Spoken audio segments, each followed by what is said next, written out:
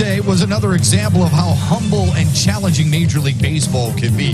The beauty is you get another shot the next night. Tonight's the night. The Tigers try and issue a payback to the Indians. Game 2 of the 4-game series against the Tribe from Comerica Park here on Fox Sports Detroit. Hi, everyone. With Hall of Fame pitcher Jack Morris, I'm Matt Shepard. Cleveland was really impressive. They dominated from the get-go. Tonight, Detroit tries to get the equalizer, Jack, in almost a piggyback form of pitching performances from Michael Fulmer and Tyler Alexander. Yeah, and for Michael Fulmer, this has really been an odd year. It's a struggle after all the Tommy John surgery and 2 years away from on the mound. You know, he's really worked his tail off to get back out there, and he just hasn't had any positive feedback yet. It's been a struggle for him, and I can sympathize with what he's going through.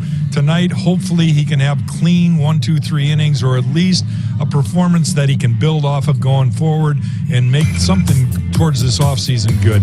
On the other hand, Tyler Alexander has really done a nice job in his role this year out of the bullpen, and I think the fact that, you know, he went through that one stretch where he tied a strikeout record out of the pen with 9 consecutive strikeouts early in the year, that really kind of lifted him. He's been outstanding, in my opinion, out of that role in the pen. That's one of my favorite shots all season, by the way. Nick Castellanos looks at Alexander and goes, nice, and he has been nice, as you can see by the numbers out of the bullpen. All right, they're going to have to deal with Jose Ramirez, who has just blasted Detroit, not just this season, Jack, but in his entire career.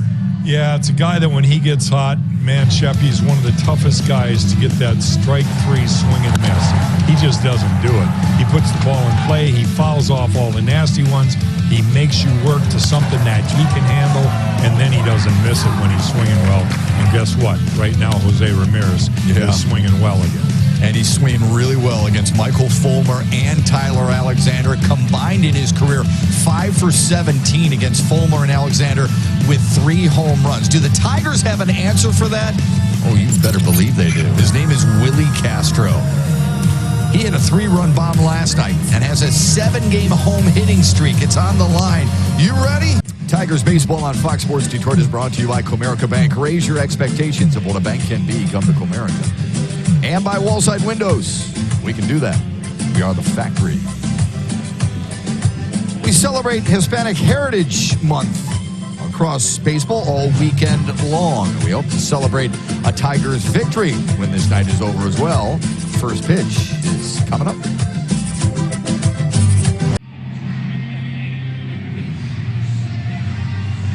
It's a gorgeous night in downtown Detroit. Chilly, though, 58 degrees, so much so that Johnny Kane has needed the overcoat tonight.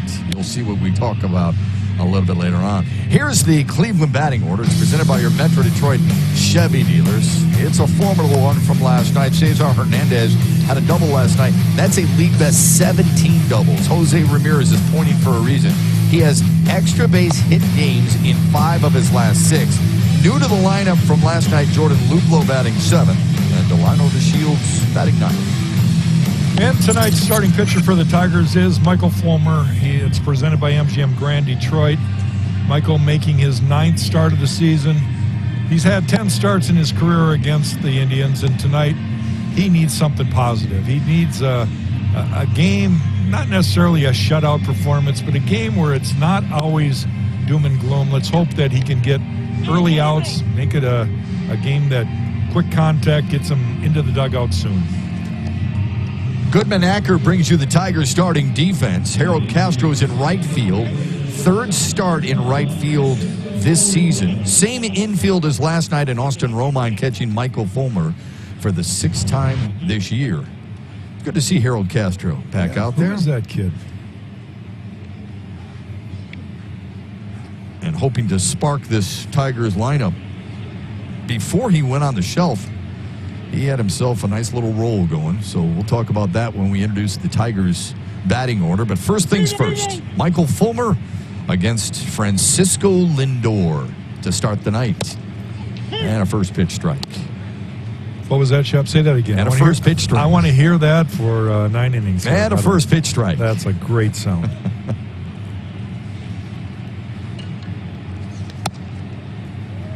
Lindor's numbers against Fulmer off the chain.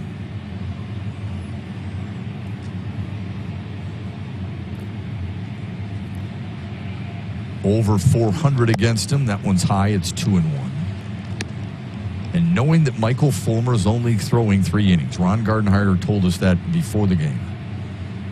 You can go all out from the very beginning. You don't have to worry about a pitch count.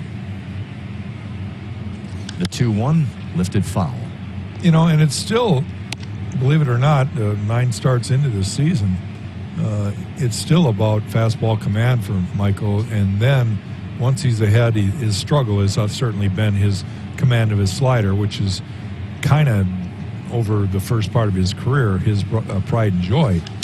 But to get to that point, to use that slider and be effective with it, he's got to throw strikes with his fastball.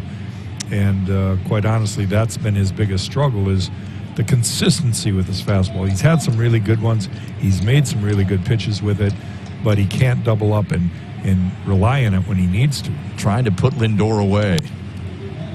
Just doesn't happen. We had mentioned Lindor with those impressive numbers against Fulmer. The matchup brought to you by Kroger. You see that. A third of his hits against Michael Fulmer have been home runs. And 2/3 extra base hits. Inside now 3-2 to the leadoff man.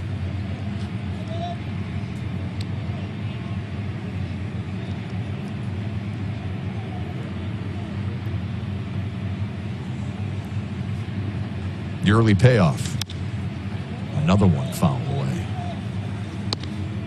Already 8 pitches. Yeah, Shep, at bat. like you said, it's not about a pitch count, really.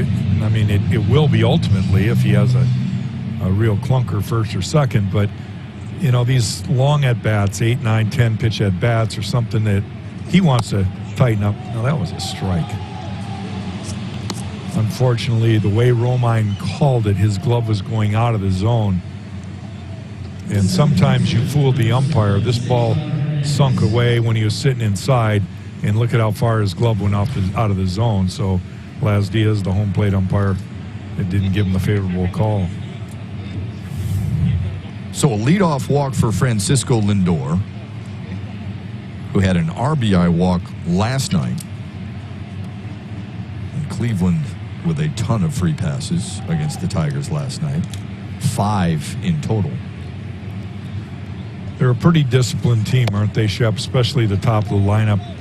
They don't go out of the zone very often. Yeah, they see a lot of pitches. Yep. Jose Ramirez sees more than anybody else, and Carlos Santana, who's batting cleanup, has more walks than anybody else. So that tells you better be around the dish.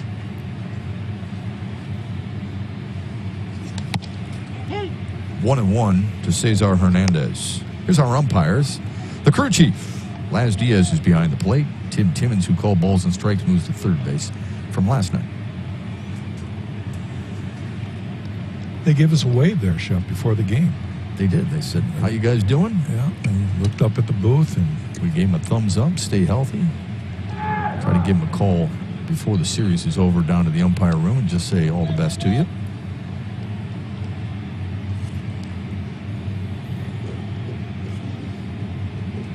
Because they're getting evaluated. They're working hard. They're trying to improve their craft like everybody else in this business. Here's the 1-1. Just missed. You gotta open up that zone a little bit there, Laz. You know, and there's Kirk Gibson talks about it all the time because he's got an actual readout that grades umpires, and some umpires have a bigger zone. I know it's all supposed to be consistent, but factor in the human element. Some guys favor one side of the plate and not the other.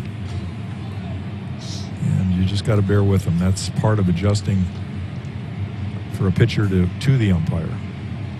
You just hope they're consistent. Whatever they call early in the game, you want to be able to trust it late in the game. And you want it even for both sides. There goes Lindor, and Hernandez fouls it away.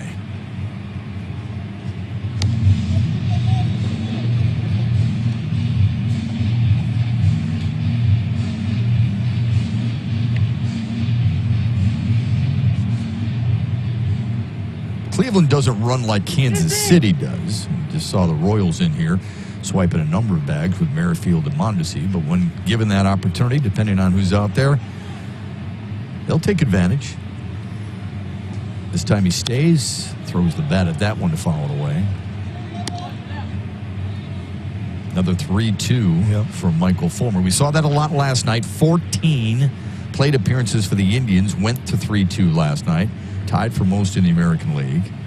And they've done it 358 times overall. That's most in the majors. Seeing a ton of pitches. Putting a lot of pressure on opposing pitching staffs. And a swing and a miss. One away in the Cleveland first. Michael threw a pretty good slider there. The ball broke down in the zone and underneath the swing of Cesar Hernandez. See that tight little spin, that little dot that you see with the slider. Important out right there with this guy coming up. We can all move to the edge of our seat right now, because I'm sure you did last night after Jose Ramirez celebrated his 28th birthday by going 4 for 5 with 4 RBIs that included 2 bombs and a double. Yeah, you really hope for a ground ball when this guy's up. You know, he has a tendency to be able to lift the ball, and that's due to his swing and how he hits the bottom half of the ball.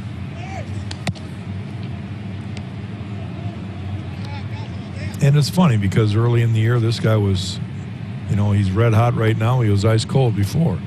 And he was getting himself out. Life was a whole lot different for a pitcher.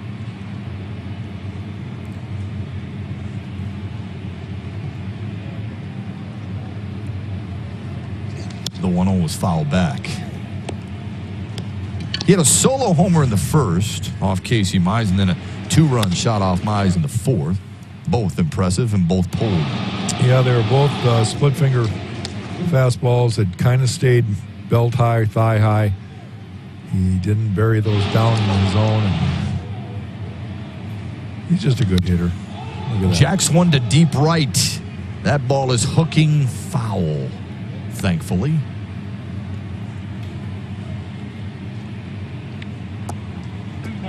Where do you go in the zone against a guy like this when he seems to be turning on just about everything? Soft away right now. All right. And it's hard to do. It's probably not something that Michael threw a second pitch of the game, a changeup to Lindor, and it was off the plate, but it was a good pitch. He's got to try to throw that one right now, soft away. Here's the 1-2. Way out in front, broke the bat. That's one thing about Ramirez is you can throw the ball when it's a favorable count for a pitcher. You can throw the ball a foot inside. He still can foul it off. And he doesn't like totally open up. He just gets those hands out in front. You know, if he trusts his hands. If the bat didn't hit the baseball, it probably hit him. But he's got so much confidence he can get up on the plate and look for that ball in. That's the one he wants to pull. Yeah, went looking for a new bat. Look at that one. That's the old Billy Baruz right there. Look at what he's doing. See, you know what he's doing, Jack? He's talking to it. Oh, Billy. Is that it? Billy. This is big, Billy. Let's hope Fulmer's doing the same thing to the baseball. Here's the 1-2. Oh, and he got under it. Billy, that's huge. Here comes Paredes. And puts it away. Well, it is a big out right there. That's Judge Smales making the putt right there. That's what it is.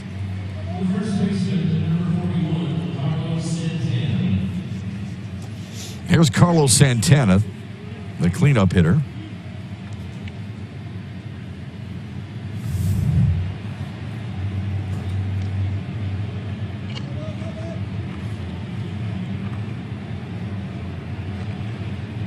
Not great batting average, obviously, when you're below 200, but on base, because of the walks, getting the job done.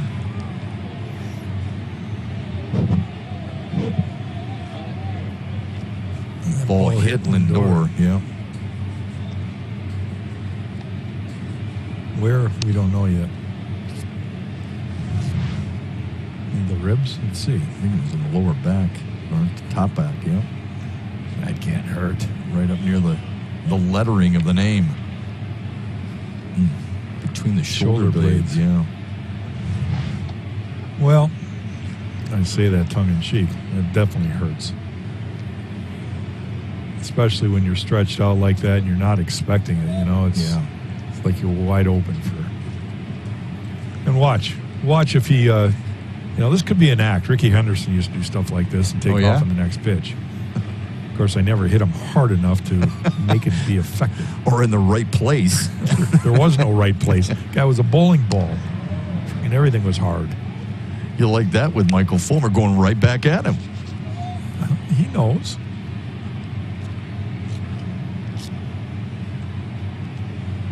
Lindor's thinking about it, though. I promise you. It's like, you know what? It's not as easy for you to hit me at second base. I'm going to try to get there. First pitch to Santana in there for a strike.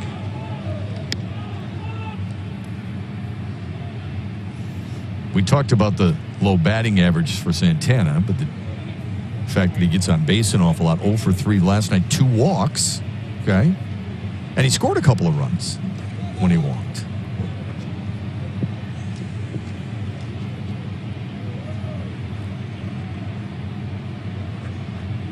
Lindor's on the move. Romine's throw is not in time.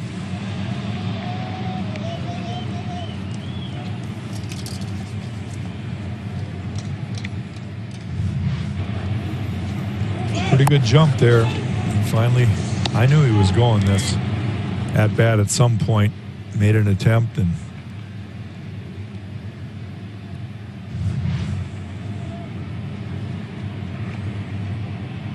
sets up a scoring opportunity for Santana at 1-1. And a fly ball to center. Or actually to second base.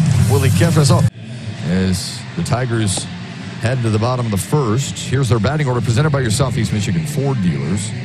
Willie Castro's home run last night gave him 3 RBIs, gives him 5 homers on the season. Harold Castro has a 5-game hitting streak, but this is his first game played since August 18th. And Isaac Paredes has hits in 5 of his last 6 games, and he bats 9th. And the Tigers are going to face the young right-hander, Zach Plesac. He's making his 7th start of the season. He registered quality starts in 5 of his 6 outings and has gone 6+ innings in all 6 of those. He'll be facing the Tigers for the first time in 2020 in his first Comerica Park appearance here tonight. This kid's good, isn't he? He really like is. Him. He's a lot like the guy we saw last night without the experience of, knowing, but he's working his way towards it. And you watch his breaking ball, it's kind of the same thing as what we saw out of one of the game's best in Shane Bieber last night. Yeah. Deals with Victor Reyes to start. I thought the interesting note there you saw with Plesac, while Jack was talking about him, is the fact that he's given up 10 runs, folks. 7 home runs. All the runs against Zach Plesac this year are on home runs. Well, think about this, Shep. He's got a 2.2 ERA, and his last outing was a hiccup. It was a bump in the road. He gave up a bunch of runs against Minnesota. So you take away that outing, and he's right up there with Bieber as far as, an ERA run. Yeah, his last start against Minnesota, he allowed 5 earned runs. Yep. You see that. 3 home runs. Reyes strokes one to left. Luplow is there, and he's got it. And here comes Willie Castro. Prevented the shutout from last night against Shane Bieber because of this. This was a rocket. Bieber talked his way into staying in the game to try to record the last out with 2 runners aboard. He convinced Sandy Alomar that he could get this guy. They were teammates once in the minor leagues back when Willie was in the Cleveland organization. And Willie won the war and sent Bieber out of the game. Still won it. Had a big cushion for run support. But extended his home hitting streak to 7. Good-looking numbers for Willie Castro. Yeah, he's had kind of a breakout month, really, and starting to build confidence. Talked to Joe Vavra, the hitting coach, today about him, and he said he's one of those rare young kids that believes, he's got conviction in the fact that he can hit all the pitches pitchers throw. He doesn't have a tendency to not want to hit the breaking ball like some kids do and admit that they're, have trouble and struggles with the breaking ball. He stays in there on all of them. And when he's looking, he feels like he can hit them all. Confidence is such a big part of this game. The 1-2 fouled away.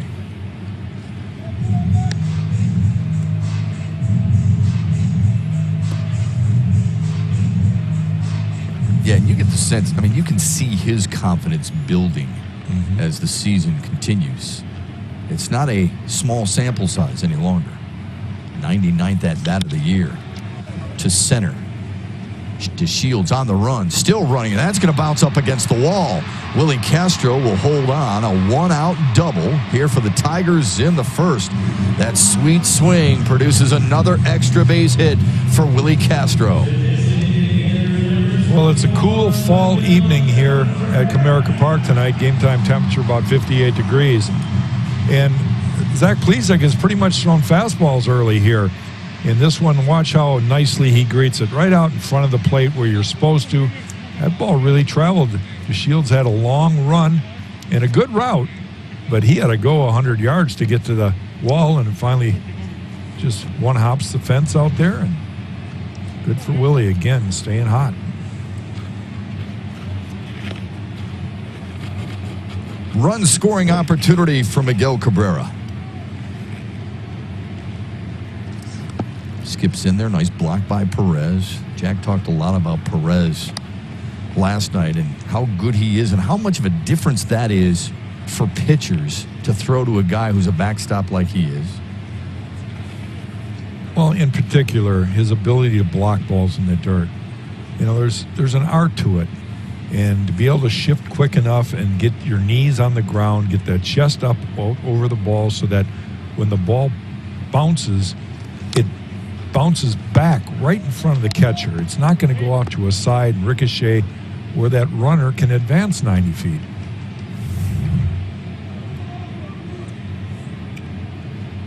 The only way you get good at that is you got to practice at it. And it's no fun, but catchers are a different breed. They get that chest protector and trust it. Look at that. There's another one. A couple feet inside. Rolls to his left, but guess what? That's right towards the bag that Willie Castro would have been running to. He realizes, no, I don't have time to go.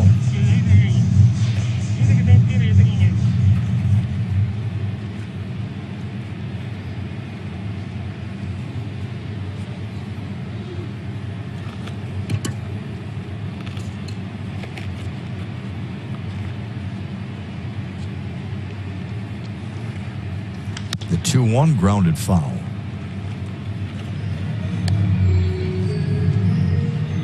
And like Bieber, Plesac not afraid to throw inside with his fastball, setting up that good breaking ball.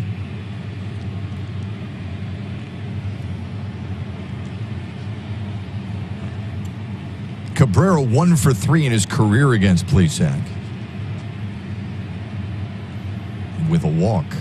Here comes the 2-2 inside.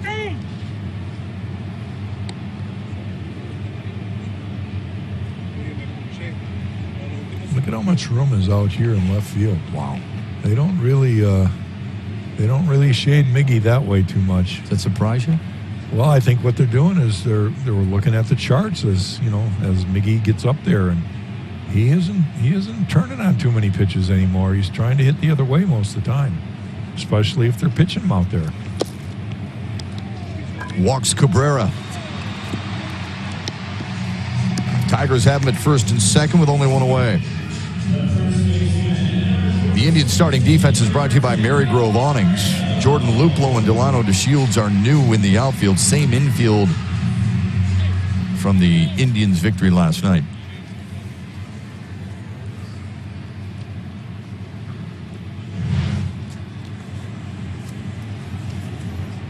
sets a nice early stage for Jeimer Candelario.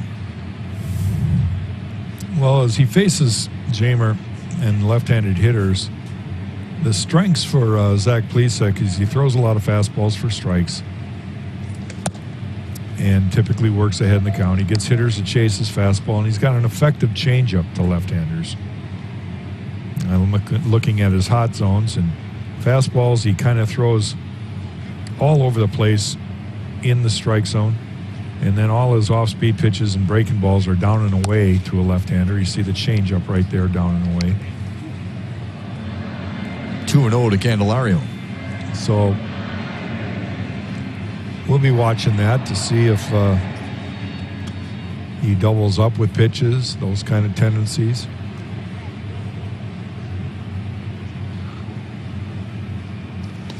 Swing and a miss. Another good changeup right there. Ball sunk. Plesac's a MAC guy out of Ball State.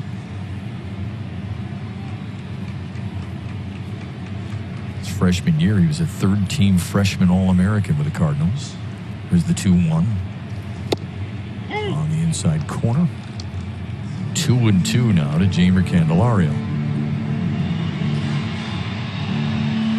Sandy Alomar Jr., the acting manager.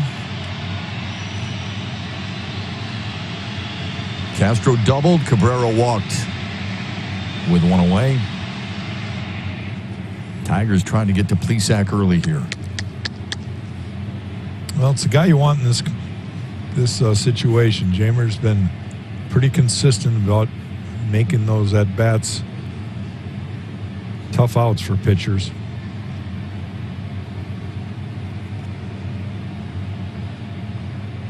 Here's the 2-2. Half swing.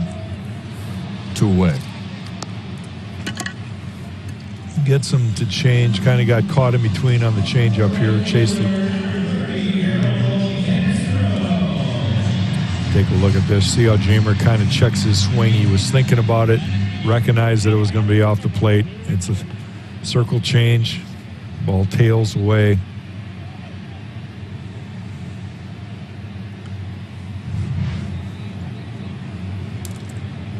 Now Harold Castro hopes to come through.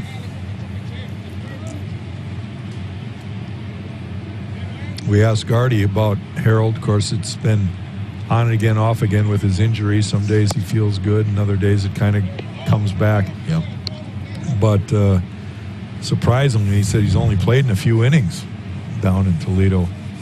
And so therein lies some of the challenges they have with guys that go down there to rehab. You want them right back in the lineup when they're healthy. 1-1 to him now. Another swing that the Tiger hitters have helped out Plesac.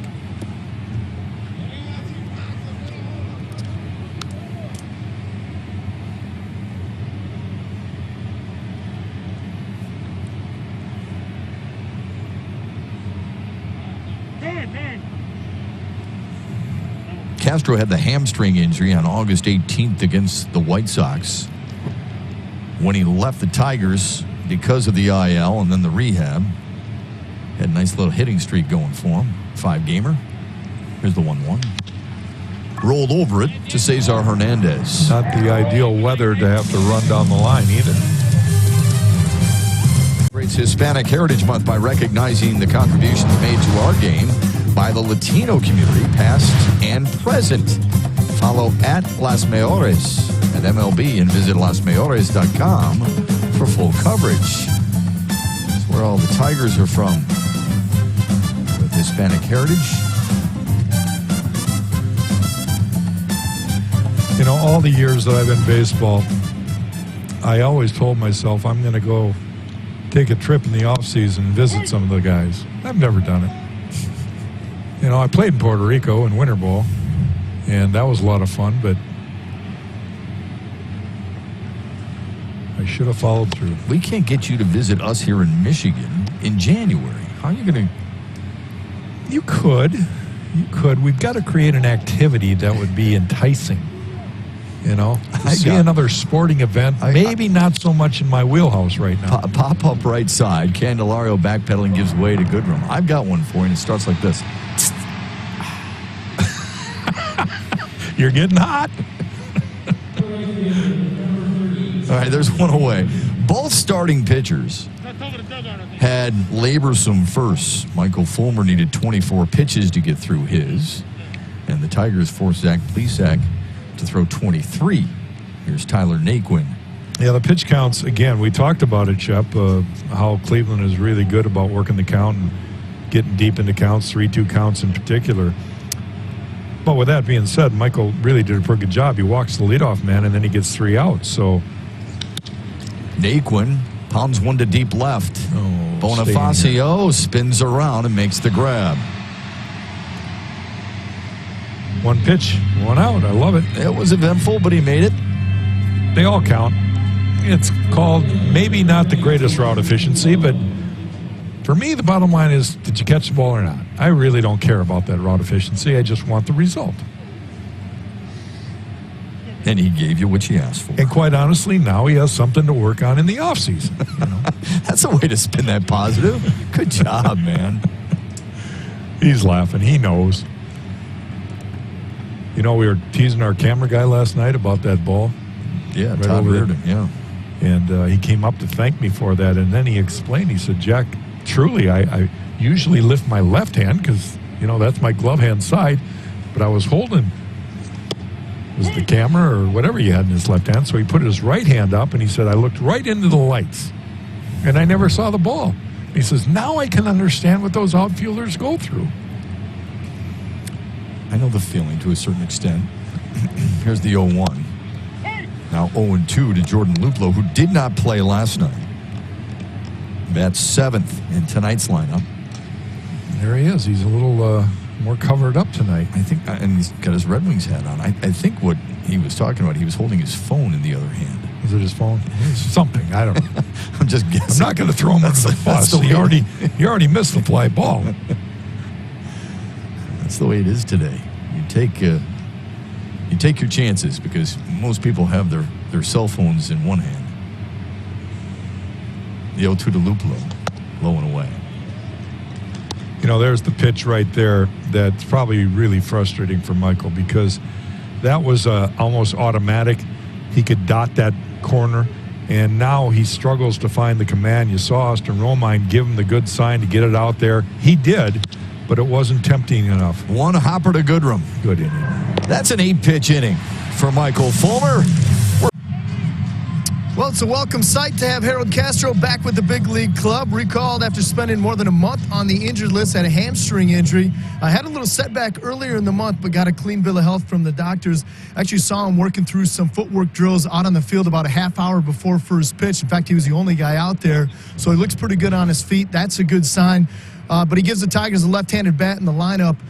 In order to make room, they did option Travis Demerit back to the alternate training site in Toledo. But good to see Harold back up here. And obviously gives them, you know, like I said, options with the left-handed bat, whether or not he comes off the bench or you plug him anywhere around the outfield or around the diamond. Yeah, that's important. You know, I mean, they think about their bench right now, Johnny. I mean, outside of the switch-hitting Sergio Alcantara, who gives you that option off the bench right now? Nobody. Right. Good to see him healthy. He can definitely help this team. Yep. I and worry. if need be, he could play an infield spot too. So I worry with this weather, though. As he's running out of the batter's box down the first baseline, you go, geez, not the greatest night to start that. But that's what we deal with here in Michigan this time of year. Johnny can give him his coat. It's more to carry. That fur-lined thing that he wears. They always used to give you guys, anytime a pitcher was on base, they'd run out with a coat. Yeah. For that. Yeah. Just to what? To keep the wing warm? I don't know. Just to probably delay the other pitcher. I don't know. There was times, if there was a breeze, you wanted it. Keep that lather worked up. I like to keep both my wings warm. You know what I mean? I don't know why. I do. I do. I don't know why you give me such a hard time for wearing an overcoat. No, It's not like I have gloves I on. love it, Johnny. I think it Johnny, looks whoa, good. Johnny, What are you you're talking taking about? this all the wrong way. Oh, Styling, baby. You're styling. Yeah. Thank you. And it's appropriate for this weather. Thank you. Very Okay. appropriate. All right. I just never know with you guys up there, you know? No, We we've want thought- you to kind of yeah. be on your toes. Breaking backs a little bit. It goes back and forth. I got you. You are a good wingman, though. I will tell you that. Most Thank you, people buddy. will tell you that. Thank you, pal. Bonifacio strikes out on 3 pitches, and here's Nico Goodrum.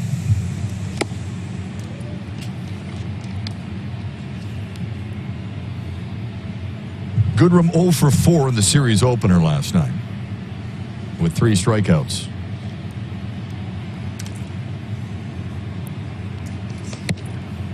Chased upstairs 0-2.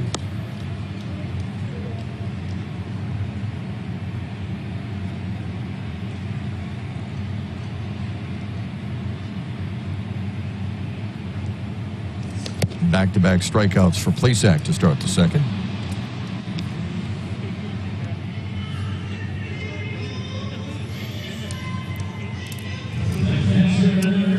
Well, he's making quick work of it. And this one, he just goes up the ladder.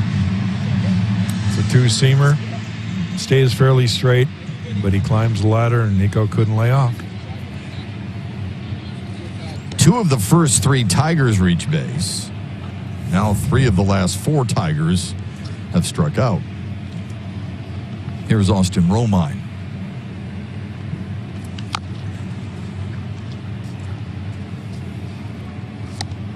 Hey, fans, if Detroit hits 3 homers in this game, visit a participating Arby's location tomorrow and get a free small order of curly fries. We'd be celebrating that, wouldn't we?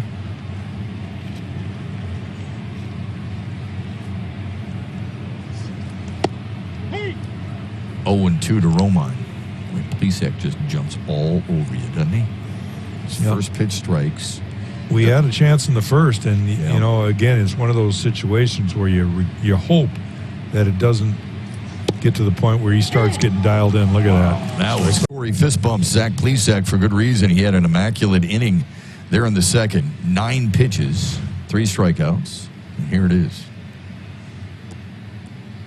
That's the 9th pitch right there. Pretty impressive. He's all smiles. That's really cool. It is. No matter what. Doesn't right? happen very often. Absolutely.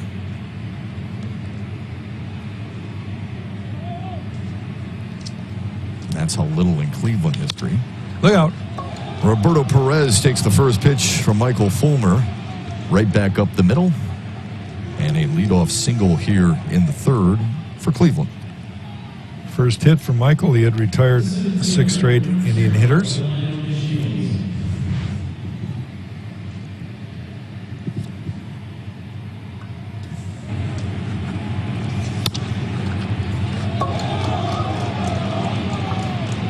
I was about to say before Perez hit that ball that Michael Fulmer actually had a better inning than Zach Plesac. Less Even pitches. though Plesac had the immaculate inning, right? Michael Fulmer had 8 pitches to get out of the second inning.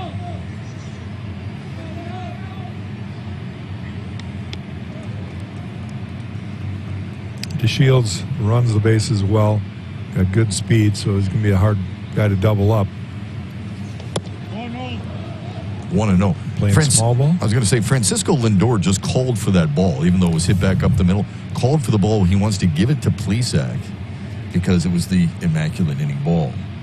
So they just tossed that one into the Cleveland dugout, and he'll be able to put that on his shelf. The 1-0 to Delano DeShields and a bunt. And a good one. Paredes can make the out at first. Perez advances to second. There's one away.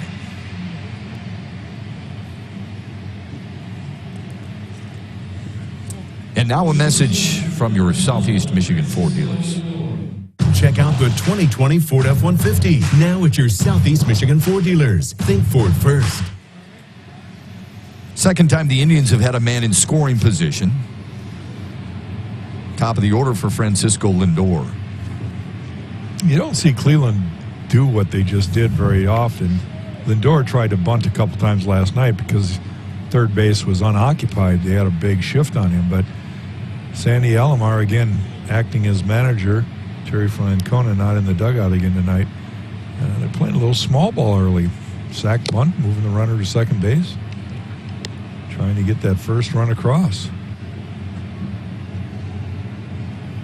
And Michael Fulmer, despite the low pitch count of 36 you see there, working in his last inning. Ron Gardenhire was asked as much.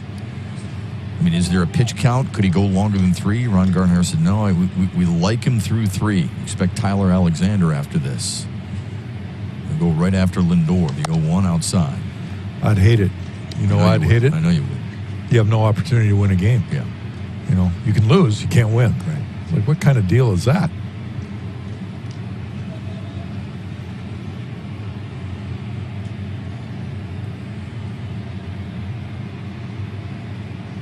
Here's the 1-1. High. Lindor walked and stole second his first time up, but was left stranded there. Michael Fulmer settled in, struck out Cesar Hernandez, and then got a couple of pop-ups.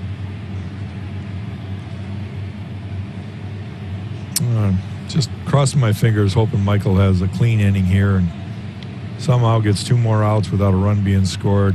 And that would be the positive game that he can build off is what he really needs.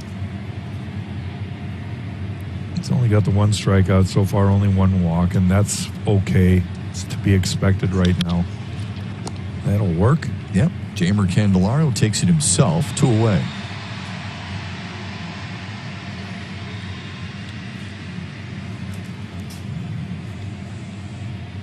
So if it is 3 innings and done, he's got 1 out to get right now.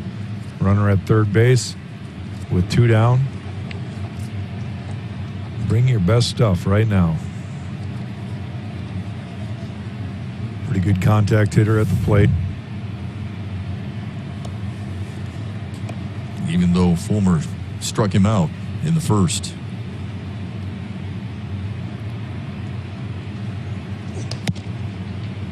High 1-0.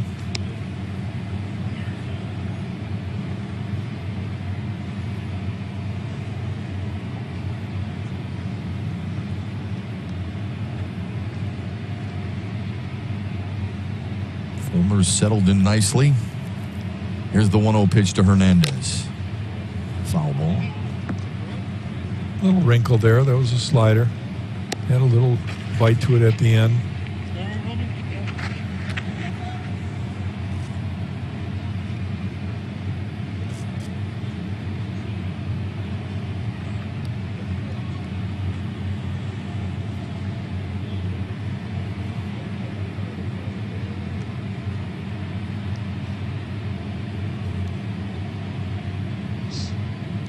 Against Chicago in his last start, Fulmer only lasted 2 2/3. Gave up 5 runs, 9 hits. Much better here tonight. Fouled away, 1-2. Good numbers for Hernandez, as you saw, with runners in scoring position. He's really good with 2 strikes on him as well. Well, he got him to swing over the top of a slider last time, down and in. Will he try to repeat that here? Will he try something different? He's had pretty decent command tonight. Now the 1-2. Inside. Just missing. He tried the slider there. A little bit flatter. Didn't he have that downward tilt he wants?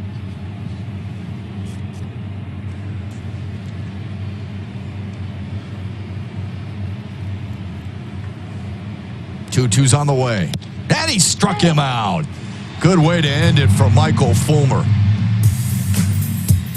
Good for him. It was a good outing. Sure was. Nice bounce back effort from Fulmer. He keeps it scoreless as we head to the bottom of the 3rd at Comerica Park here on Fox Sports Detroit. Plesac, you ever heard of an immaculate inning? Well, it's where a pitcher goes out and throws 9 pitches and records 3 strikeouts. And that's exactly what he did last half inning. These are final 3 pitches, and he ends up striking out Austin Romine for 9-pitch, 3 strikeout inning. Pretty impressive.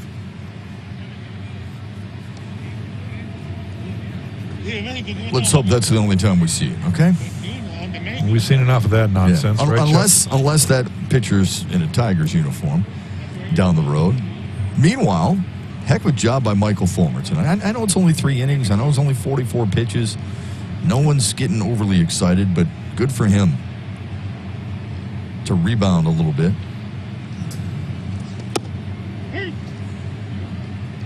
Plesac continues to Put it- pour in the strikes. Put it in perspective, Shep, that we're told that that's the third immaculate inning in Cleveland Indian history. They've been around a long time. Yeah. That's a lot of pitchers. And good ones, too. And neither one of the previous two were named Feller. No.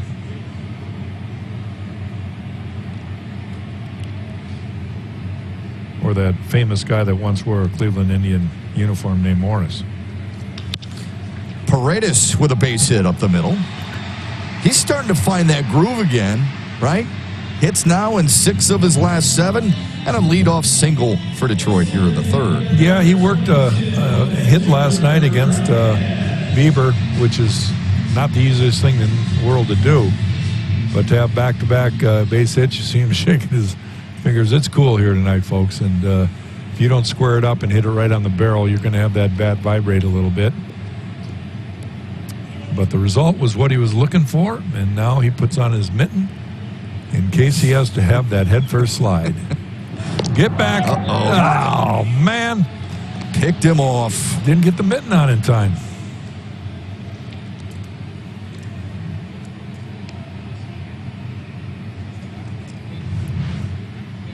He's leaning, and look at that. It's both feet in the air. When you see both feet in the air, that's never good.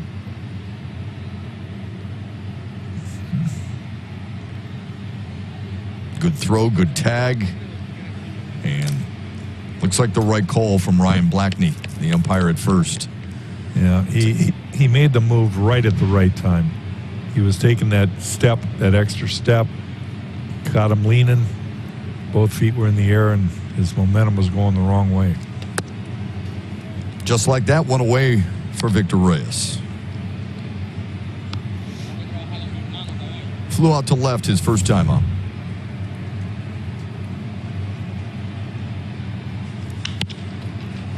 A rope to right. Puts on the brakes. Good to see him getting a hit parade again. Yeah, that snaps a 1 for 23 slump for Victor Reyes.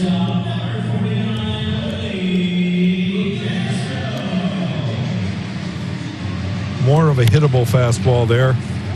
Not at the very top of the zone.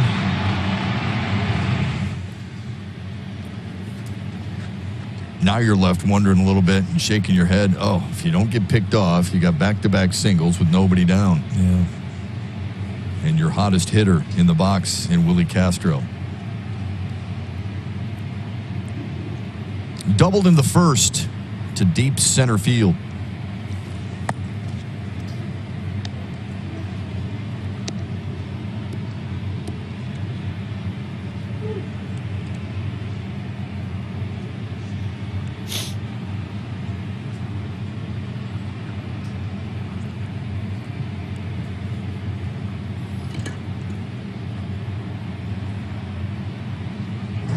Another quick throw, Reyes back in plenty of time.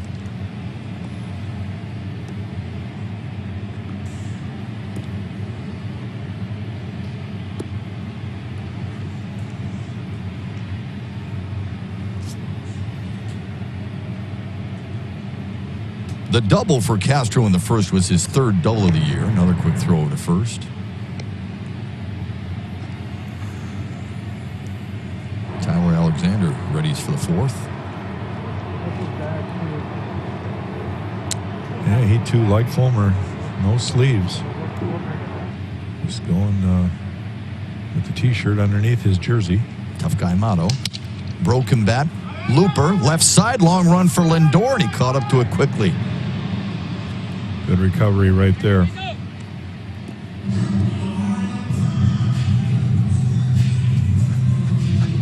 And now a message from DTE Energy. A lower energy bill and an efficient home are clicks away. Go to DTEinteractivehome.com. Zach Plesac has already broken 3 Tigers bats tonight.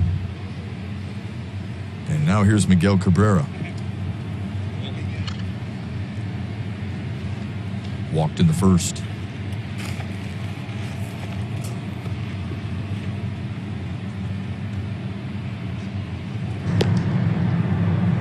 Isaac Paredes led off the inning with a single. He was picked off at first base by Zach Plesac. Victor Reyes followed with a single. And then Willie Castro popped up to short, setting the stage for Miguel Cabrera with 2 away. Plesac definitely paying attention to the base runner at first base with that pickoff. Big cut. You throw over there too many times, and you'll have the other dugout yelling at you, "You had your chance. You had your chance." Never heard that, did I? Sounds like, I was just going to say, sounds like someone speaking from a lot of experience there with that chant. You know, when you look in the dugout on the mound and you start yelling at people, they tend to want to heckle you a little bit. I would guess. And that was some of the fun I had. It's like, well, you might as well get the whole team involved.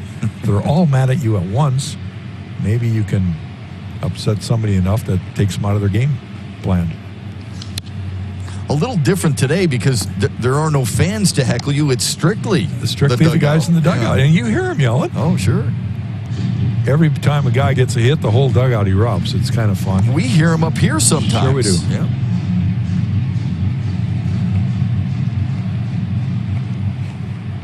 It's 0-2 to Miguel Cabrera.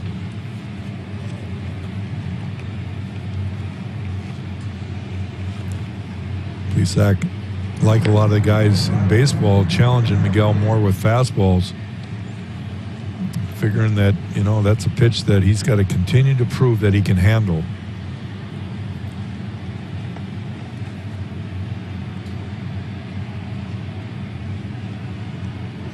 Slider coming here. Indians play him straight up. The 0-2. And he struck him out. Couple of hits. This brings you the big money encounter, and how about it for Michael Fulmer tonight? I know it's only 3 innings of work, but it's a plus for a guy that's looking for something positive. He gets through the first 3 innings without allowing a run. He only allowed the 1 hit, a couple strikeouts, and he had an effective fastball inside. Got a couple strikeouts to Cesar Hernandez, but something that he can take and feed off of and grow from, because he's been working so darn hard to get back out there and looking for something like tonight's outing. It was really nice to see. Yeah, I'd love to see him get rewarded a little bit. Here's a Wallside Windows pitching change. Tyler Alexander is on here in the 4th, and you like what he's done for this Tiger staff, don't you? Yeah, there's a lot to like. You know, he's come in these situations. Most of the time he comes in, the game's either out of hand or we're trailing, and he's got to try to, you know, bridge the gap to later in the game, hoping that we'd play catch up. And right now he comes in with a score tied, you know, a 0-0 game. But Tyler's done a nice job. He throws a lot of strikes, doesn't walk guys. He's got a great strikeout to walk ratio. And gets to face Cleveland's best hitter in Jose Ramirez. Yeah, get the best one out of the way and go from there. They've only battled once, and Ramirez won it, and he wins this one too as he sends it to left. Better hurry, because he'll dig for 2, gets almost halfway there and comes back. It's a leadoff single for Jose Ramirez.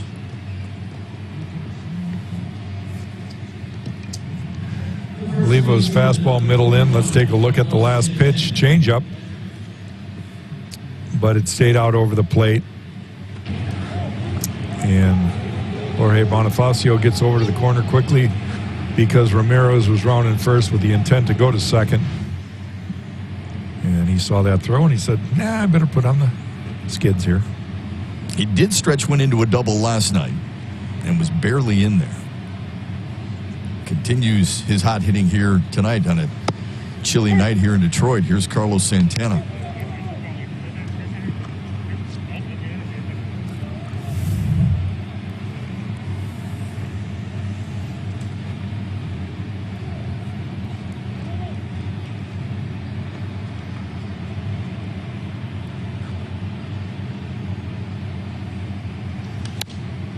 Fouls it away. It's 0-2.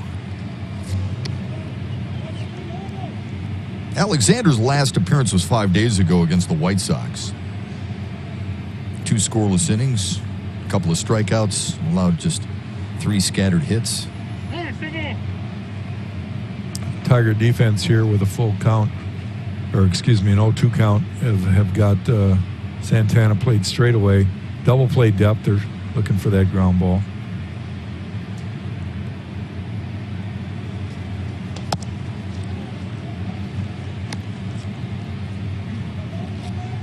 There they are. That's how the Gardy sets it right now. Of course, Jamer have to hold on Ramirez at first base.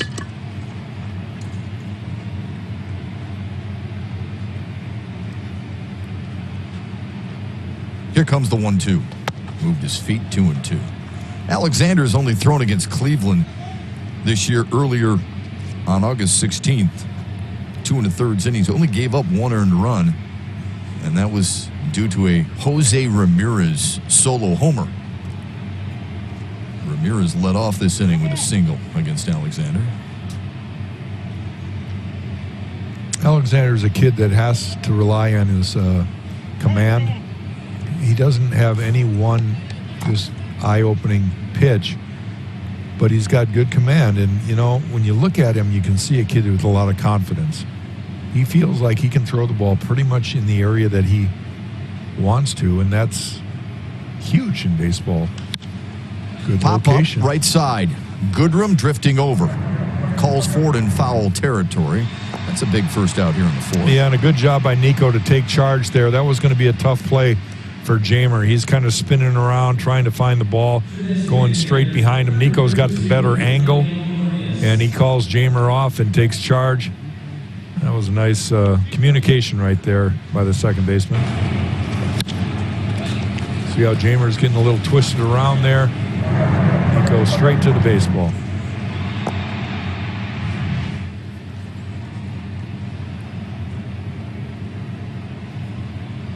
He has become a very trustworthy defensive player for you, don't you think? Nico Goodrum? No question about it. I mean, no matter where you put him. What I like, and I've seen the development of Nico, is he will try to get his body in front of almost every ground ball that he can. And it's so important, you know. I know there's the fashionable thing to do is show off by being up, pick the ball on one side or the other. It's just, you know, you've got a backup plan in case the ball is a bad hop or you don't get that glove perfectly centered. You've got your body to knock it down, pick it up. Don't panic, take your time, make a throw. And Nico's really done well in that department. Got to be careful with this big fella. Franmil Reyes popped up his first time up. It's 2-0 to him. He's been going in a bad way. Last 13 games, just 130. That's all he's batting. But the power is obvious. And you don't have to remind the Tigers of that. Here's the 2-0. Half his home runs, he has 8 on the year, as you saw, half have come at Detroit's expense. Well, true to baseball history, most power hitters are guys that love to extend their arms so they can handle the ball up, out over the plate. They usually don't like the ball inside. If they do, it's usually down and in where they can still extend their arms by barreling it straight down. But the ball belt high, right underneath the belt, inside corner, or off the plate in, has always been a tough pitch for most power hitters. That's a generalization, but that's been the way it is for a long time. See where he's setting up there? Off the plate. Walks Reyes. And there's runners at first and second with only 1 out.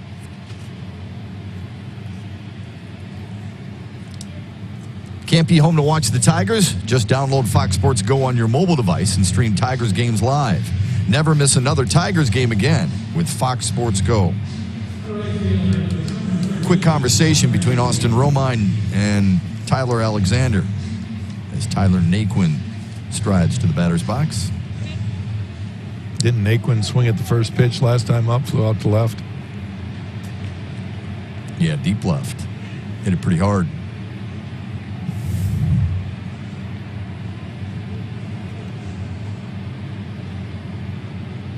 One for 5 last night for Naquin. He also scored a run and drove in one of the Indians' 10 runs on the night.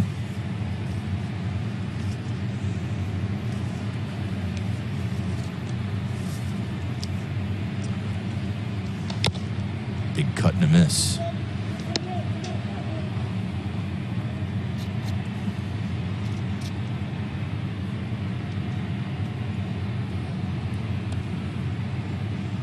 Naquin played his college ball at Texas A&M.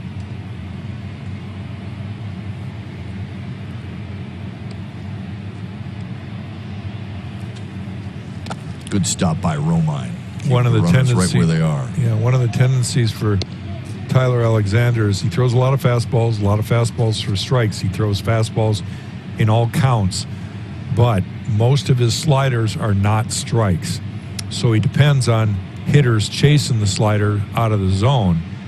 And in order for him to really get that chase pitch, he's got to throw it in the zone once in a while.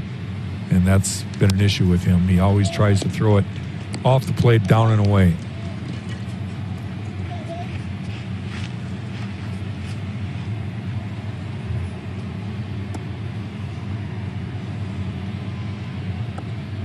First and second for the Indians, only one away. Big battle here before a former TCU Horned Frog and a Texas A&M Aggie. The 1-2 from Alexander. Lifted to shallow center for Victor Reyes. 2 away.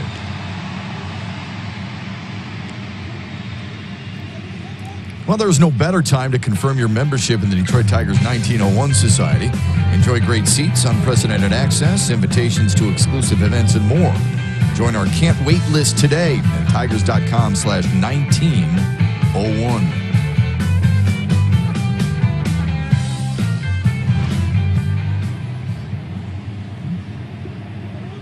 All right, with 2 away, here's Jordan Luplow.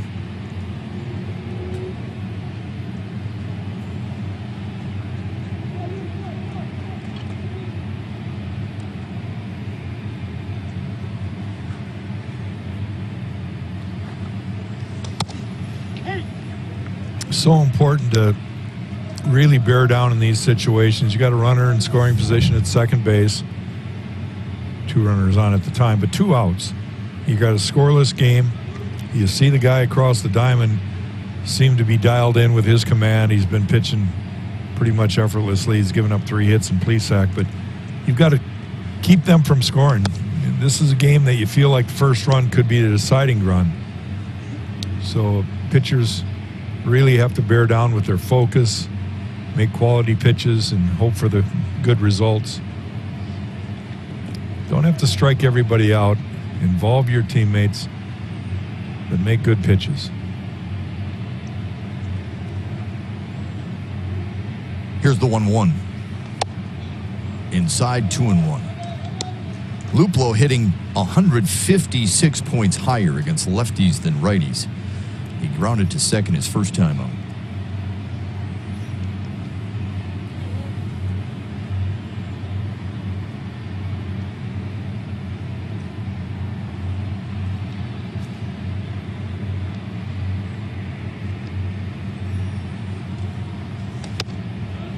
Checked his swing, 3-1.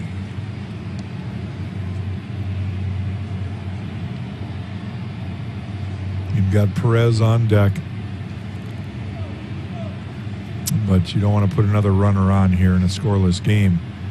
You got to somehow come back and get a ground ball right here. Get a fly ball. Just get it out. The 3-1. Ripped foul. Again, showing that he's got real good command with the fastball. He's able to throw that right on the corner, but he hasn't been able to throw that slider in the zone on either side of the plate. It'd be underneath the swing of Luplow if he threw it. So you know this is pretty much a fastball or a changeup situation in full count.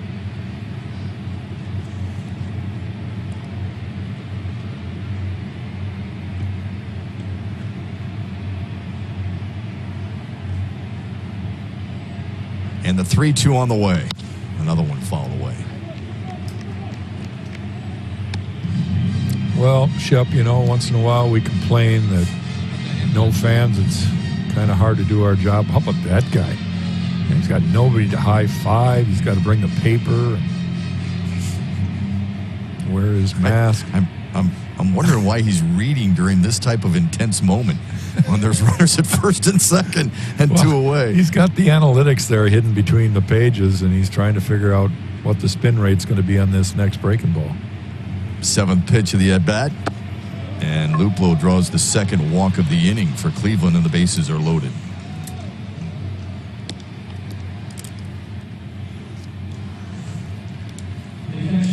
Well, he's making it interesting, that's for sure.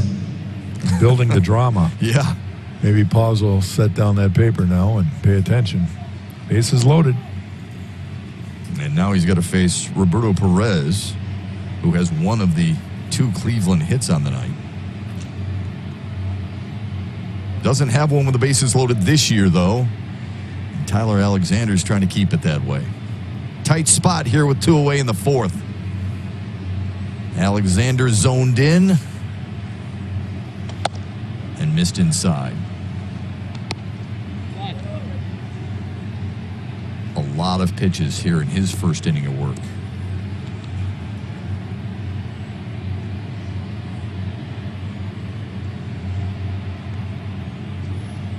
You just saw that he has a cheat sheet underneath his hat. And I don't know how you can look quick enough to determine what you throw in this count to this hitter.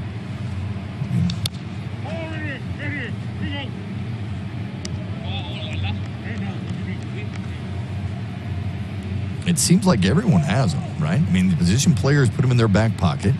Oftentimes, catchers have them on their wrist, and pitchers have them in their hat.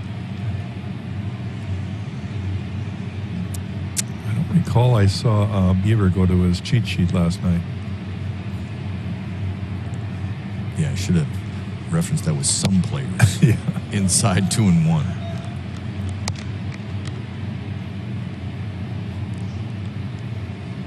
Well, these two have never matched up against each other, we were just told. So Tyler falling behind the count. He's being careful, obviously. Bases loaded. Scoreless game. He's got to make quality pitches. It's a big pitch right here at 2-1, and it's fouled back. And you've taught us that, Jack, over the years. 3-1 compared to 2-2. It may not seem like much. It's one pitch, but that is a huge discrepancy. Yeah, because now you're one pitch away from a swing and miss or a ground ball, whatever. But with that being said, it's always that last strike that's hardest to get. There's not that many guys that have swing and miss pitches they can depend on.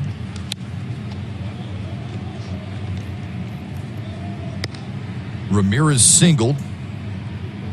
A walk to Reyes and a walk to Luplow. But there are 2 away. How about this one coming at you?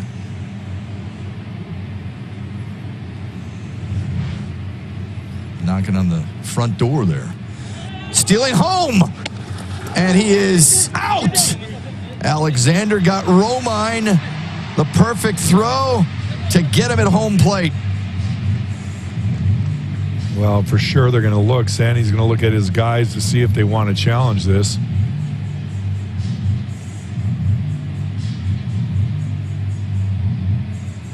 And they're going to challenge it. No, they're not.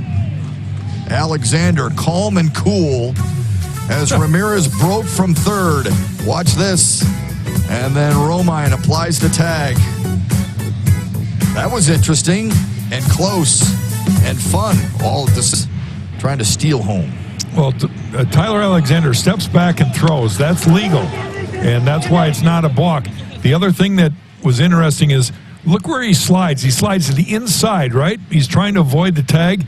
Perez is out of the way. He should have had a direct line. I'm talking about Jose Ramirez. Should have had a direct line to the front of the bag because he would have been safe. But by sliding out in front of home, and you can see how far out away from the plate he is, he never gets to the bag. And after sliding almost past it, that's when Austin Romine tags him out. I consider it a bonehead play there with bases loaded. I'm not really sure what his thought process was, other than the element of surprise. And I think the most surprising thing he found out is he just took his team out of an inning. I mean, how much do you think it has to do that Alexander didn't give him a look?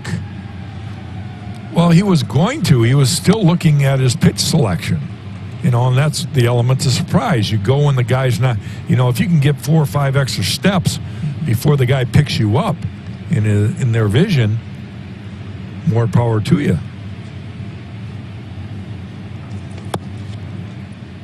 I'm going to look at it again, real time. See, he's not looking. He steps off, throws it. And he would have made it if he would have slid straight in. The other thing, I know Kirk Gibson would have yelled and screamed about what is he doing sliding in head first, right? You don't want to slide in head first there. There's going to be a play. Go feet first. You might knock the ball out of the glove. The 3-2 to Jeimer Candelario, and he rings him up. The interesting thing is the last player to steal home against the Tigers played in Cleveland. It was Leonys Martin in June of 2019. Well, meanwhile, Plesac seems to be carving up Tiger hitting right now. That's the 6th strikeout to start the 4th inning. Bottom of the 4th.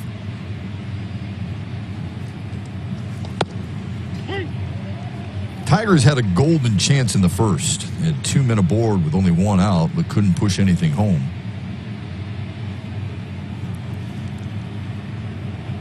Harold Castro grounded out to second in that inning. That's a foul ball. It's 0-2.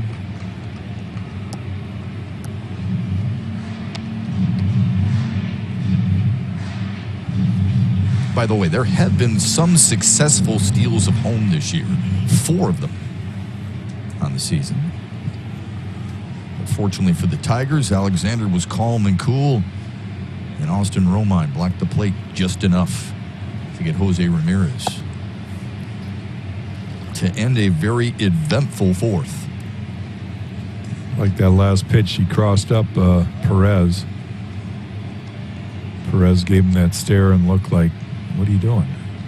I've seen it. I know what that is. Just got a piece. Plesac's got real good movement with his changeup tonight. Ball's sinking crazy. And he's also got an umpire that's kind of getting with the spirit of things, giving him a lot of favorable calls.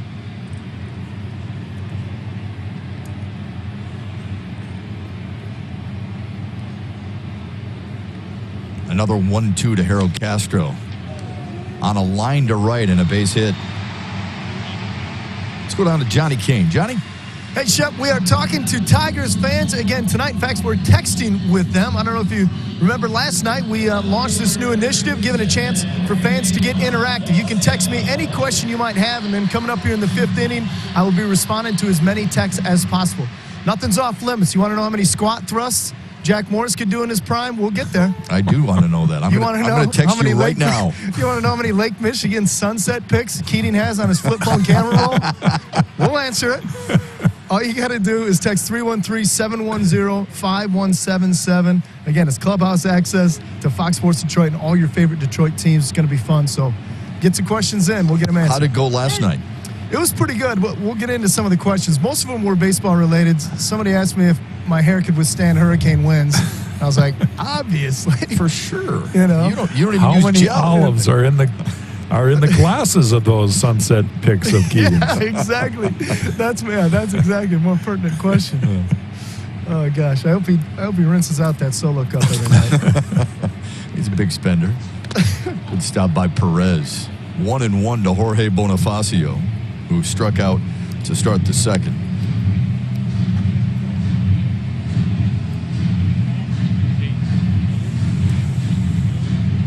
Again, we talk about Roberto Perez and his ability to block baseballs, right? No pass balls in forever. but helping that pitcher out, keeping the runner at first base.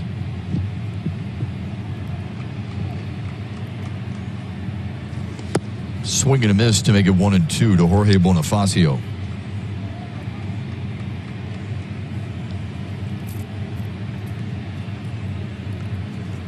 Just what I was talking about right there. That's pretty impressive.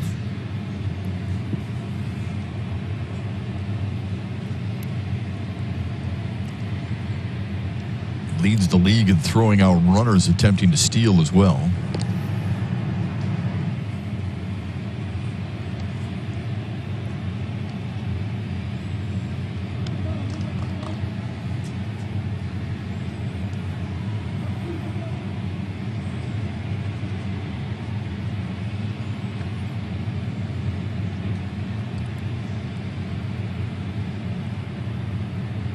The 1-2 is on its way.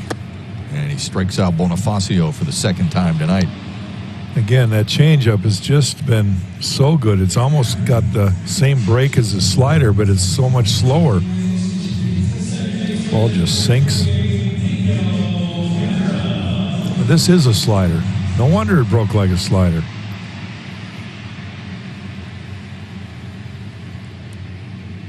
Took a little off, though. It was only 87 miles an hour. Look at that, 7 strikeouts already. Shane Bieber had 10 for the Indians last night. Through 7 2/3.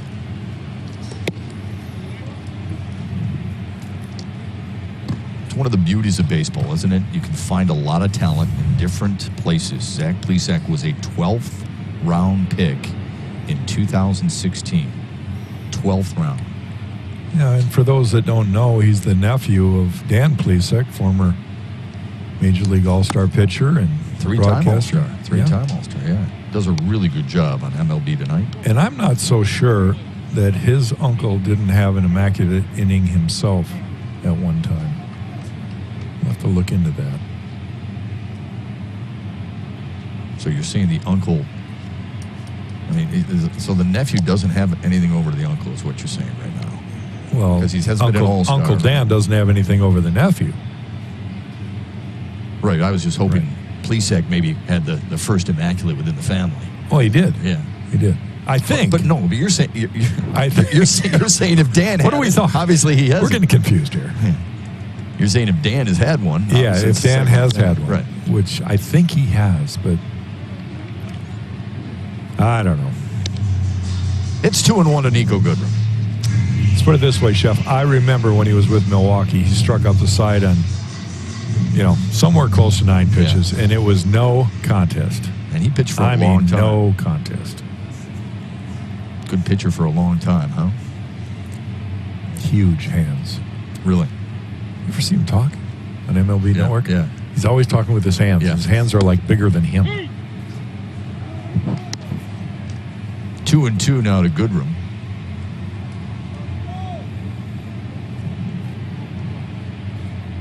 I also noticed that about Troy Aikman when he's talking, during Fox's coverage of the NFL. Yeah, some guys just, that's of course, the way they quarterbacks. express. Yeah. Yeah, he's used to waving people around. And by the way, Troy Aikman's partner, Joe Buck, into the Hall of Fame. Congratulations on that. Well-deserved ground ball to Carlos Santana. And that's the inning. We're scoring.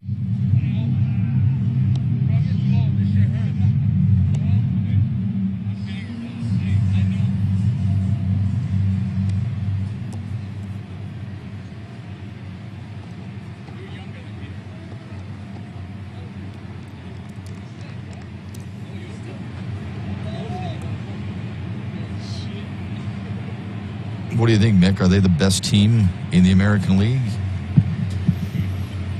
33 wins. Same with the White Sox. No? Okay. Nikki says no. Jack, who's the best team in the American League you've seen right now? White Sox. Okay. Of course, we've seen them 10 we've times. seen. Yeah. Well, you watch other baseball. Sure. Games, right? So. No, I like what Chicago's got going for them right now. Of course, the Yankees are a team that's gelling at the right time, too. Yeah. And like you say, Oakland is, they've been in it all year. Yeah, I do like Oakland, but the loss of Matt Chapman has to make me Makes change you a my little mind. Yeah. nervous. Yeah. Roberto Perez was at the plate when Jose Ramirez tried to steal home and Tyler Alexander threw him out. That's a good pitch right there. That's the one he wants to throw in those crucial situations. Be able to locate it down and away, a changeup. It's just so hard to hit that pitch for anybody. You've got to look for it to hit it, and even then, you don't have a lot of power when you're looking for it. It's 2-2 now to Perez. Jack, this was the count right when Ramirez tried to steal home. Well, he surprised us. I mean, that was the whole key to that is the element of surprise. You want to catch that pitcher not paying attention. He was close. I'll give him that. And had he slid directly towards the plate, he might have made it.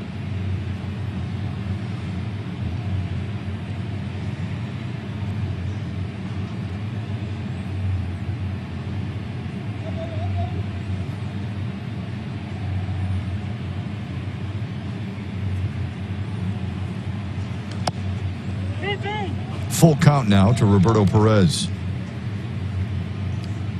There was the changeup again, but that one he couldn't keep in the zone.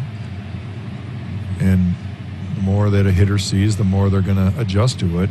Perez kind of felt that was going to come. Fly ball to right field. Harold Castro in foul territory puts it away for the first out here in the fifth. In case you missed it, here's how the Cleveland fourth ended. Bases loaded, and Jose Ramirez takes off. Alexander steps off the mound and throws it to home. Austin Romine applies the tag out in front. Look where he applied the tag, way almost into the left-handed batter's box. So Ramirez would have been safe had he slid feet first right towards the bag.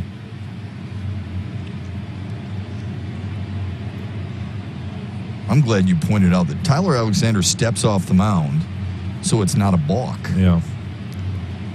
Well, he was set, I think, wasn't he already? So it wouldn't have been a balk anyway. He can deliver the pitch. But it's a good habit to get into, is step off. I mean, you always hear the guy breaks right, step off, step off. You hear the catcher, you hear the infielders all helping you out. Somebody yelled step off. I heard that. Yeah. Might have been somebody in the dugout. 1-1 to Delano DeShields.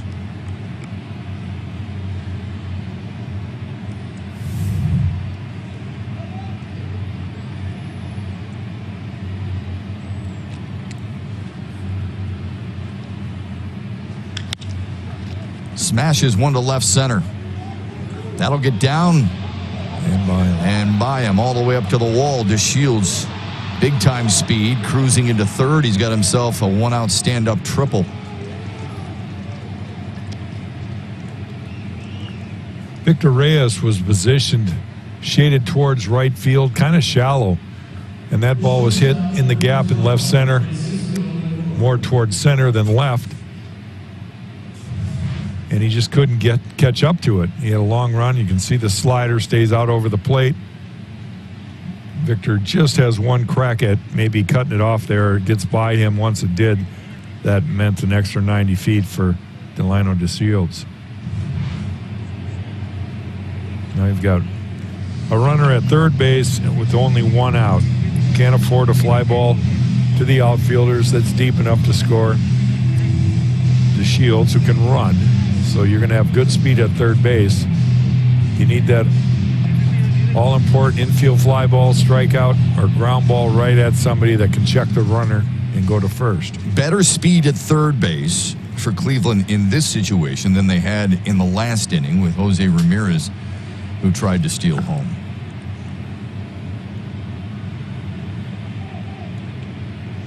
Infield is in. High and tight to Francisco Lindor.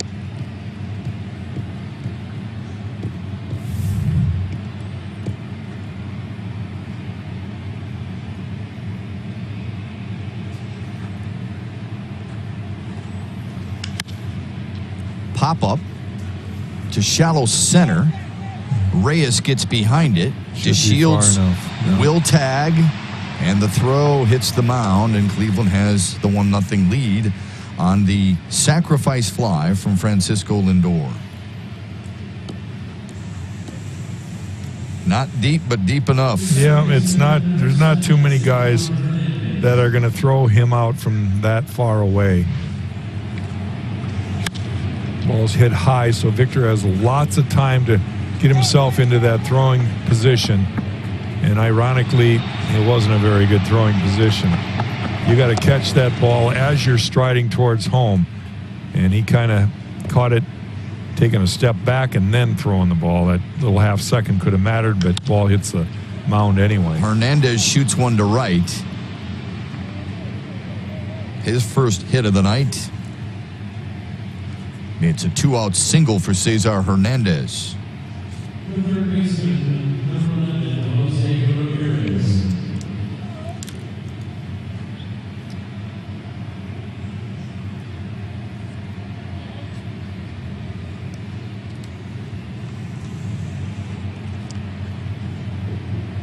Ramirez now stands in with 2 away and a man at first.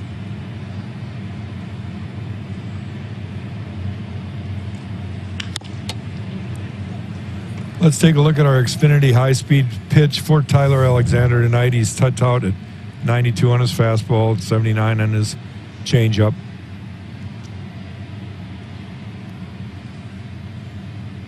So he's not a guy that can overpower you. 92 is your average major league fastball.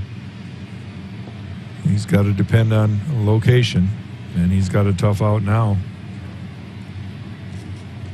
Laz Diaz taking a little extra time because that backswing caught Austin Romine. So that's that mutual respect we oftentimes refer to between home plate umpires and catchers. Give him a chance to shake off the cobwebs a little bit.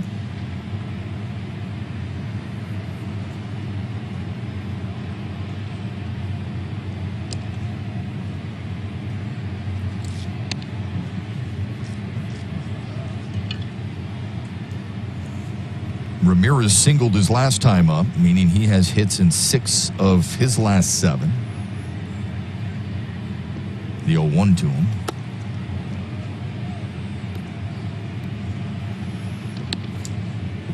You notice how that changeup right there, his body slowed down and he kind of threw the ball across his body instead of just throwing it like a fastball and allowing the arm speed to deceive the hitter. There was a slight change there. That was better there, but that was a fastball also. Now 1-2 to Jose Ramirez. And Joe Jimenez warming up for the Tigers. 44 pitches and not through 2 innings yet, so a lot of pitches thrown by Alexander. Close to 30 in the last inning. Here's the 1-2. Runner goes, and it's foul. Time for the StatCast powered by Google Cloud, StatCast 3D. The home runs that Jose Ramirez has hit this year, the 2 red ones were yesterday, the 2 home runs off of Casey Mize on split finger fastballs, but most of the ones to left field he's hitting right-handed, and most of the ones to right field he's hitting left-handed. He likes to pull most of his home runs. And those 13 home runs set the pace for Cleveland.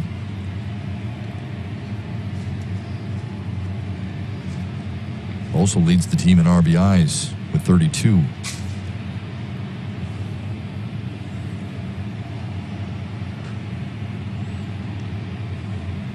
One-two, and he climbed the ladder and got him swinging. But Cleveland got a triple and a sacrifice fly. The Detroit Tigers celebrate Hispanic Heritage Month by honoring the legacy of former Tiger Ivan Pudge Rodriguez, 2006 American League champion and member of the National Baseball Hall of Fame. Somos Tigres. 5 years here in Detroit. Batted almost 300, was a 4-time All-Star, and a 3-time Gold Glover. Next to 2 outstanding human beings. Paul Carey on your screen left, Lance Parrish on the right. Might be one of the greatest catch and throw guys behind the plate baseball's ever seen. Strong, strong arm, quick hands. You couldn't run on Pudge. Yeah, and athletic, Yeah. right? accurate and quick.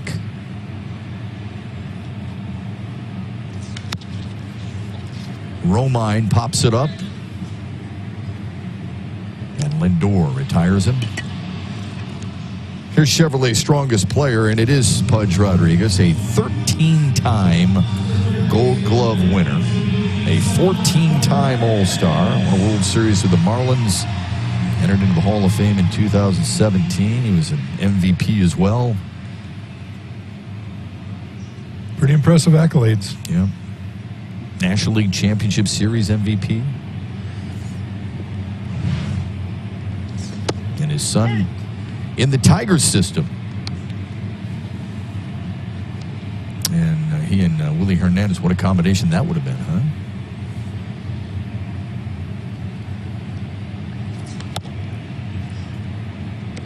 Isaac Paredes singled his last time up, but was promptly picked off first by Zach Plesac. Boy, you look out the defense right now, you just don't see this ever very often. They're playing him straight away, infield and outfield. It's like, take a picture of that. That used to kind of be the way baseball was played. Now the Shields is kind of shifting to his left a little bit towards right center. And calling Jordan Luplow to follow him over there at left field.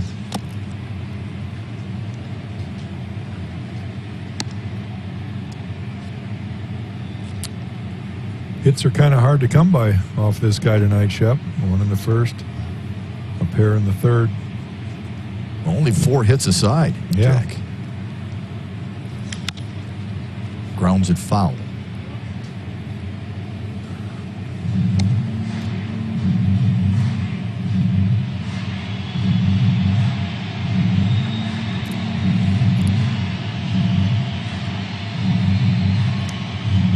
Paredes doesn't mind hitting against the Indians. 6 for 15 on the year, a couple of doubles, and that grand slam home run in Cleveland that was so memorable. The 2-2 fouled away.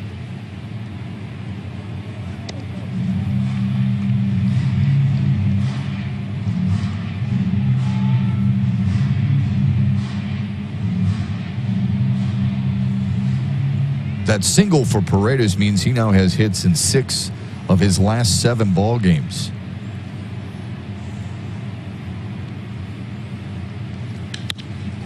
Rips one to left. Luplow on the run, and he's got it. 2 up, 2 down here in the Tigers' 5th. And now a message from MGM Grand Detroit. We look forward to welcoming you back to all the excitement and grand times you expect. MGM done safely is still MGM. Third at bat for Victor Reyes here tonight. Comes with 2 away here in the 5th.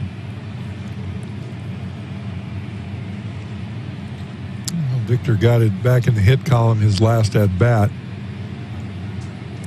And sharply hit. That one sharply hit to second base. Hernandez handles it on a hop, and the Tigers go 1-2. Local Metro Detroit Buick GMC dealer today for exceptional offers all month long as we celebrate all month long Hispanic Heritage Month, and especially this weekend as we honor many of the Tigers' Latin American players like Willie Castro from Puerto Rico. I love all 3 of those posters they made. That's cool stuff. It's a job well done, yeah. Let's hope Joe Jimenez can get the job done here. He's in to work the 6th for Detroit against Sir Carlos Santana. It's a wall-side windows pitching change. 21 games now for Joe. And a 1-run game, so it's very, very important that he keeps Cleveland in check here, gets the guys back in the dugout. Plesac has been real good again tonight. Only 4 hits, like Shep said, so far in 5 innings of work. So runs are at a premium. You can't afford to give up any more. Jimenez pitched a couple of days against Kansas City and retired the Royals 1-2-3. Get Santana on a 2-hopper to first, and we welcome in our friend Johnny Kane. Some of those texts pouring in to ask him anything that might be on people's minds. How are they going? Well, they're going pretty good. I'm still trying to finish up here. I know I committed to 1 inning, but like anything, it's taking me a little longer. Hey, there's one for you, Shep, and this is kind of tough because I don't want to put you on the spot, and but it's good. I think it's a great question. Okay. All right, you ready? I'm ready. You got to be thoughtful here. It says, ask Shep if his job as the Tigers TV play-by-play broadcaster is everything he thought it would be, and what's the most stressful part of the job? Yes. That's from Darren in Saginaw. Darren, thank you. Yes, it is everything I thought it would be. The most stressful part of the job. Working with Jack? I'm kidding, Jack. Thanks, you know, I love buddy. you, buddy. I'm He can't kidding. be honest right now, Johnny. Hold on. If we're talking about honesty, Yeah. it's the challenge to be perfect, There you go. and I am far from it. We know that most people are, but that's what you strive for, and our entire crew does. Anything else? That's good, Anything man. coming for you or Jack? Well, In that somebody bag. asked about, oh my gosh, Simo just responded. Somebody asked, how many ties do you think Simo has in his closet? Because it seems like he has a different one every day. All right, let's guess. All right, Before yeah, you guess, give the exactly. answer, let's I'm not guess. going to give it. What do you think? 80, you start, and then we'll go 82. to Jack. I'll guess Oh, 82. You're way off. Jack? Darn it. 50. Hey, Jack talk tie. Jack talk tie real well. 50. Way off. Simo says 350. 350? He can't count that high. 350? And you know what? Well, there's 362 in a year. Corroborate that story is Trevor Thompson, because I'm pretty sure C has been leaving a bunch of them over at his place. He's given me a couple. Yeah? Yeah, he has. All right, Johnny, how many ties do you have? Well, I've tried to condense it. There was a point in time where I was north of 100, but that was also having a lot of my dad's old ties in the closet. But I've tried to get just down to a manageable number. I would say probably around 75. Yeah, okay, that works. But, I think I'm somewhere in that same ballpark. how many pairs of shoes does Jack own? Oh, man. Dress shoes. I don't know, but I'll tell you this. They are some of the sharpest shoes you will find. I know. Jack, how many you got? Oh, jeez. Come on. This is such a girly conversation here, Well, guys. you're the one who has them all. Yeah, you're exactly. I'll let you go after this one. Just answer Probably the question. 30, 40 pair. I don't know. All right. I don't know. All right. This, well, that's this good, coming from the boys. guy who's got the jacket on in the booth, Johnny. All right? Come on. I didn't say I was, it is a little bit risky here tonight. I live in the Great White North. A pop-up in foul territory. Candelario takes care of it. Boy, he and Romine were looking at each other for a while. Castro and some pretty astute company here. The only players this season north of 300 batting average against fastballs, breaking balls, and off-speed, respectively. Of course, we saw Willie Castro, who's had hits in 19 of his last 22. Well, I guess it'll be 20 of the last 23 now. And, of course, last night, taking Shane Bieber deep with that 3-run shot in the 8th inning. That was just one of only the second home run that Bieber had allowed in his last 42 and a third innings pitched against the Tigers. So Willie Castro having a heck of a campaign here. And you talked about it, Jack, a little bit earlier. The fact that he was a former number 8 prospect in the Indians organization. And Al Avila actually said when they got him at the non-waiver trade deadline in 2018, they actually tried to get him a year earlier because they really thought he could be an everyday shortstop. Love having him in the lineup. He leads off the Tigers' 6th. I would say, and I think this is open to discussion, but I think there would be some agreement that he's probably shown the most improvement of any Tiger this year. Jamer Candelario would be in that conversation. Or are you talking about rookies? Rookies. Oh, yeah. Yeah, no doubt about it. Yep, I agree. And look, I mean, it's a promising piece moving forward, right? I mean, this is what we constantly talk about. You want to see these young guys, you're getting a regular look at him, and he's performing at a high level. Is there improvement needed? Absolutely. There's always room for improvement. There you go. That's what keeps you up at night and makes you stressed about this job. No, I love watching some of these younger players grow. Yeah, it's a lot of fun. It is what makes our job enjoyable. But you know what else I enjoy? I mean, I like seeing them get in difficult situations and how they work out of it. A lot of that is pitchers, of course, but we've seen a lot of young hitters be in counts that are uncomfortable and yet batter their way through it. The 2-2 to Willie Castro. On the ground is Cesar Hernandez. Well played, one away.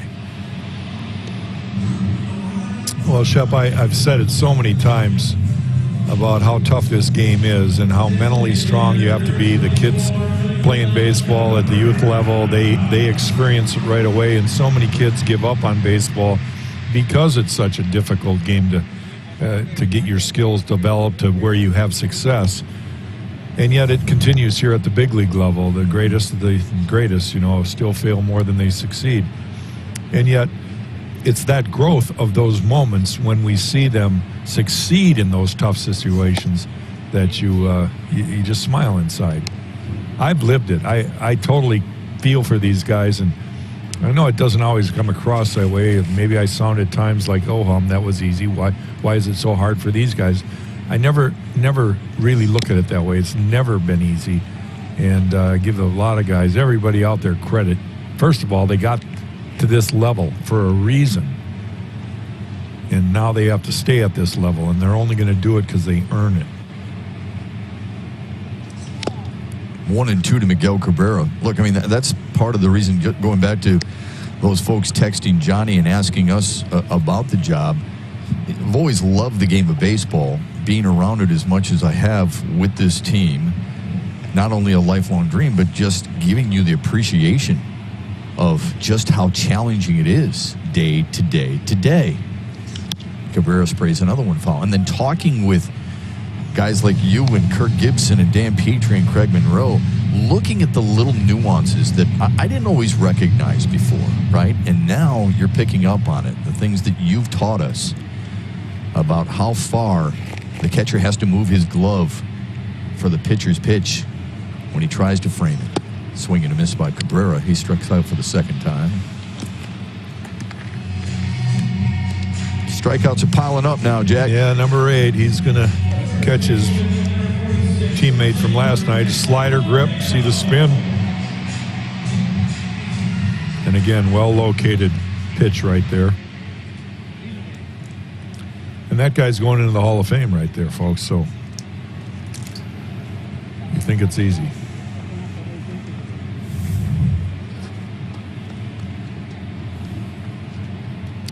Jeimer Candelario 0 for 6 in the series.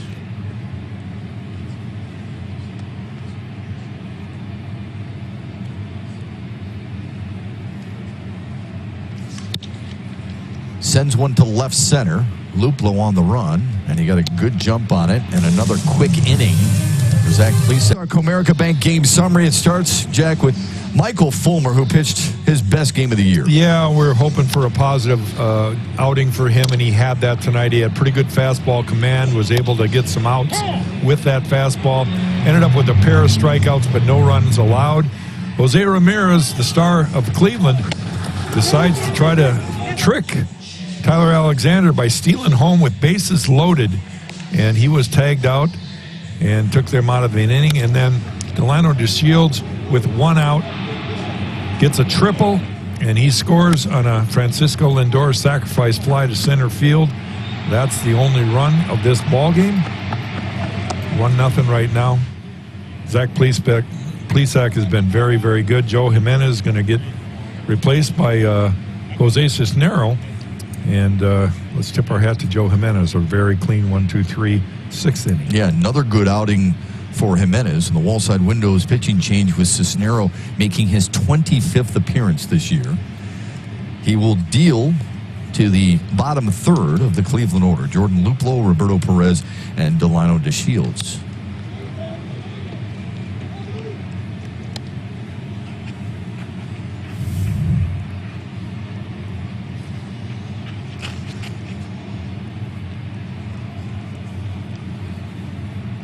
Cisnero's last appearance came against Kansas City in the first game of that brief 2-game series. Pitched an inning and a third.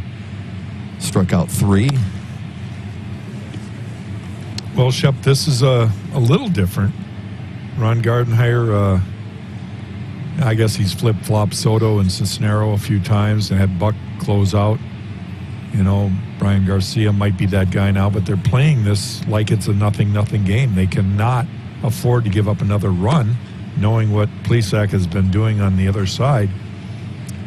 So they're hoping that by bringing in Cisnero here, he'll pitch a clean 7th inning, probably turn it over to somebody else in the 8th and the 9th, but piecemeal it together, trying to hold his game in check and first of all, tying it. Yeah, it's so important, right? Because last night, when Cleveland scored first against Shane Bieber, you just felt like it wasn't a 1-0 lead. You felt like it was a 5-0 Yeah. lead. And then eventually it was 5-0, and you felt like it was just insurmountable. Well, and it's when they score, right? And they kept scoring. Yeah. Tonight, just one run through 6 innings. You feel like you're in this one. I do anyway. Absolutely.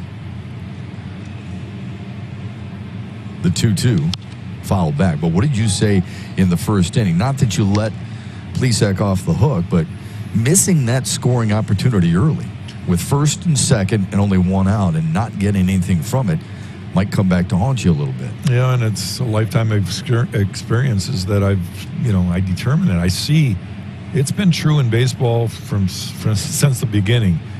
The good pitchers usually stumble early, and once their rhythm and their whole routine kind of gets dialed in, then they're just tough.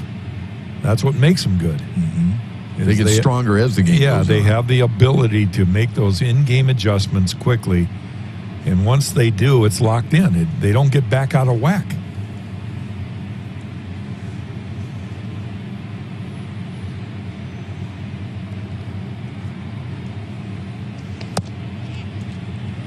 Three and 2 to Luplow. Luplow grounded to second in the second and then walked in the 4th. That 4th inning, Cleveland had the bases loaded and 2 out. They had Roberto Perez at the plate on a 2-2 count, and Jose Ramirez tried to steal home. Tyler Alexander threw to Austin Romine to get him. But Cleveland scored 1 in the 5th and a leadoff walk to start the Cleveland 7th. 3-2 slider there. You don't see that from Cisnero very often. And now this from Kubota.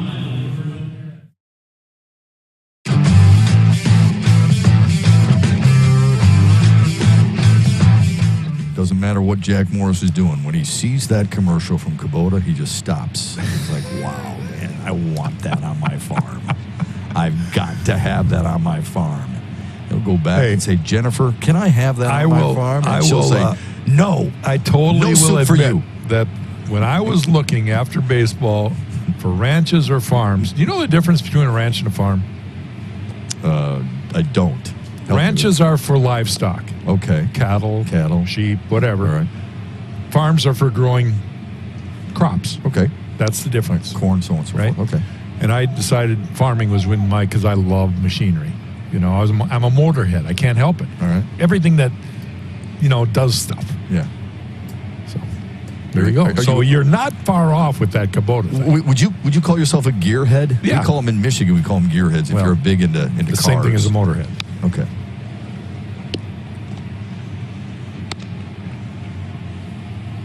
So you could go under the hood of your car and replace just about anything you need. I can tell you what every part is. Okay.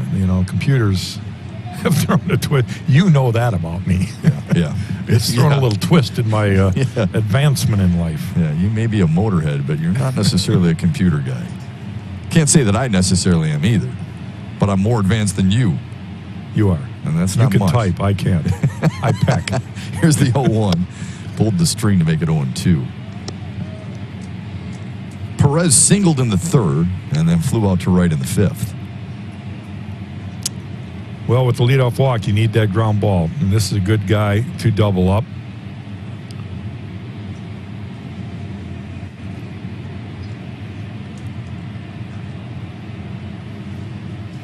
And he struck him out. Or a strikeout.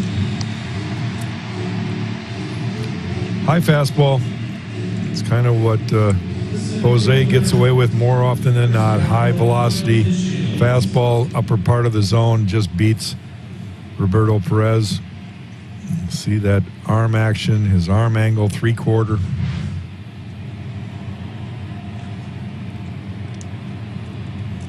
This guy did the biggest damage of the night so far.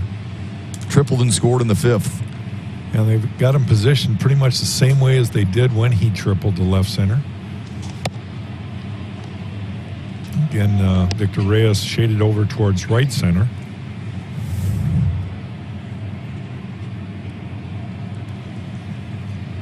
DeShield's been swinging a pretty good stick, too, at the bottom of that Cleveland batting order over the last 7+ games. Hitting over 300. 1-1. 95 at the bottom of the zone. So the ability to change eye levels, we talk about that all the time. Eye levels, speed, and location in and out.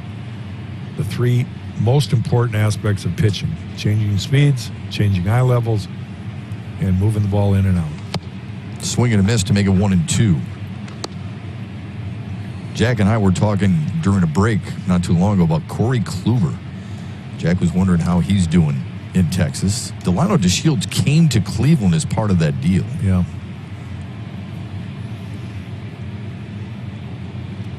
Former Houston Astros first-round pick in 2010. Here's the 1-2. High.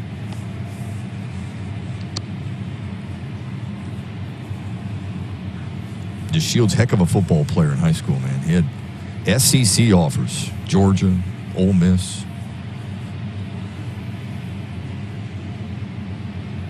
I'm guessing he wasn't an offensive lineman.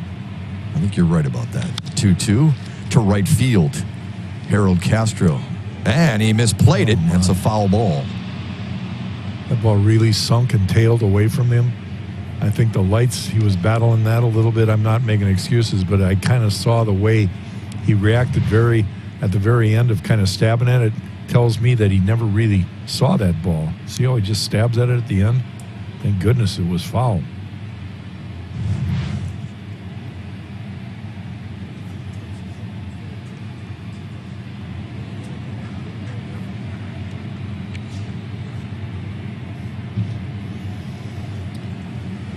So DeShields gets another baseball thrown towards him. 2-2 count here.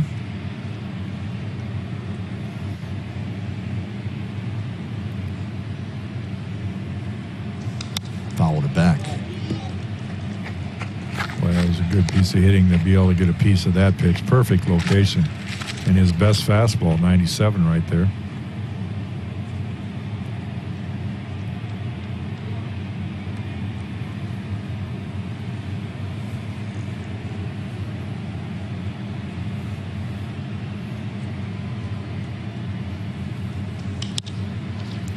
Lifted to right center. Reyes on the run. Makes the catch. 2 away in the 7th. Join us again tomorrow at 5 o'clock on Fox Sports Detroit as the Tigers and Indians battle it out in the 3rd game of this 4-game series right here from Comerica Park. Catch all the action beginning at 5 with Tigers Live.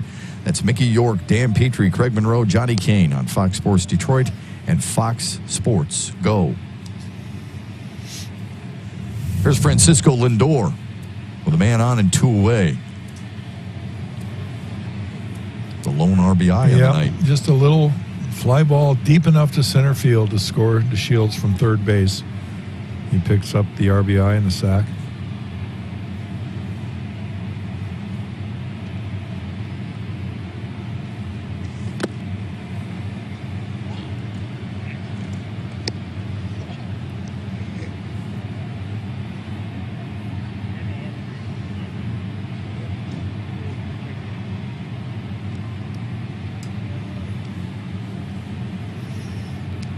Lindor shifted to the right side.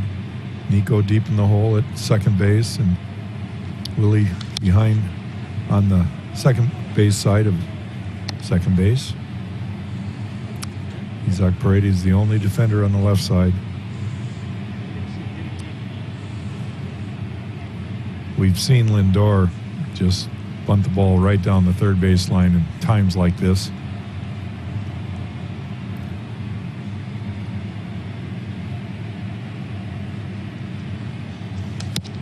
Inside to Lindor. How steady has he been? Well, since 2015, his wins above replacement is #1 among all shortstops. And he had 130 homers through the age 25 season. There's only 2 other shortstops in history who have done that by age 25.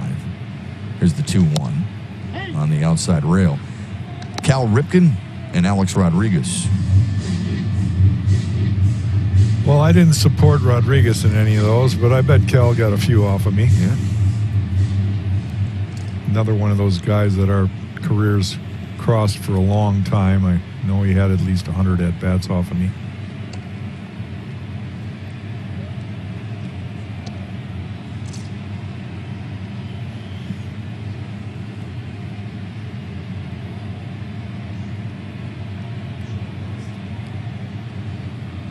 It's 2-2 to Francisco Lindor.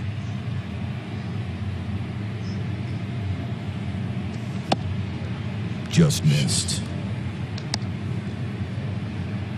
Some guys get that call, some guys don't. I was just about to ask you. You know what? Want that call? Right? Well, Bieber got that call last night. Yeah. We've seen already tonight, early in the game, Plesac's got a few off the plate there. Mm-hmm. Here's the payoff. To right center, and Victor Reyes with his second put out in the inning. And a nice job by Jose Cisnero. Bullpen's been all right. Coming up, the DTE's 7th inning stretch at home, and that's our home right there. Beautiful aerial view of Detroit, Michigan. Little different game than the opener of the series. The first game last night saw a combined 13 runs and 14 hits. Tonight, runs at much more of a premium. Same with hits, Jack. Why is that? It's baseball. But the thing is, you and I were talking before the game about let's have a competitive game. This is a competitive game, and it's been a good one. You know, low-scoring games aren't always pretty. Plesac's been really good, but our bullpen's been strong. I really loved what Michael Fulmer did to start this game. Yeah. He needed that. And now we just got to figure out a way to really bring it to fruition here at the end. We'll have a little bit of fun when the Tigers take the lead and hold the lead and get it up even. You got to get on base, right? Just 83 pitches, though, for Zach Plesac. It's really in line. Shane Bieber was spectacular last night in 7 2/3, but well over 100 pitches. Plesac will face Harold Castro, Jorge Bonifacio, and Nico Goodrum. You know, he's been ahead of the count most of the night. He was falling behind here in the first 2 pitches. Harold is one of the Tigers with a hit tonight, so maybe he can double up here. Follows it away to make it 2-1. But he has, you know, Plesac has been really efficient. And, you know, I admire guys like that. I don't know how that equates from one guy to the next. How do you teach that? I think it's just inherited. Guys got the focus to be able to command their pitches better, and then they get confident. They make quality pitches. Plesac is turning into one of those guys that could be an ace of his staff again down the road. The hits for the Tigers are a Willie Castro double in the first, a Victor Reyes single in the third, and a Harold Castro single in the fourth. That's it.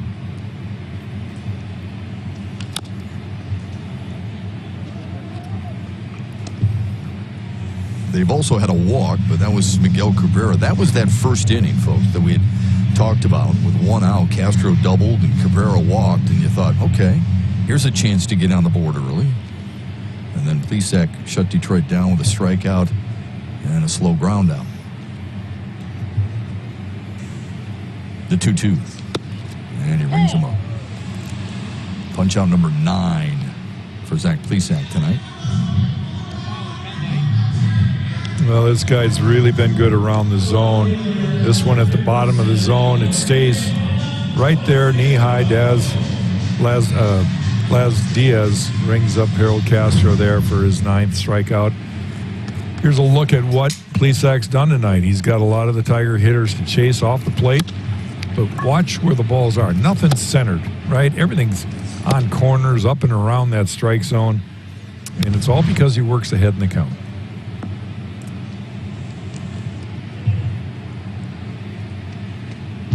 Had the immaculate inning back in the second. 9 pitches, 9 strikes, 3 strikeouts. 3rd Cleveland Indians pitcher to ever do that.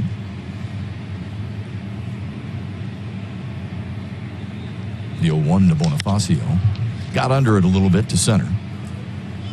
Just missed it. Yep. DeShields puts it away for out number 2.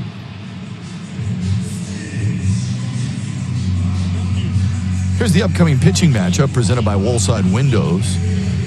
Spencer Turnbull celebrates a birthday today. Happy birthday. Hopefully he'll do it with a win tomorrow against Tristan McKenzie. That young man can deal. Yeah, again, another good pitching matchup. Turnbull has the ability to match the young, tall flamethrower, McKenzie. He really lit it up in his debut against Detroit. Should be a good one.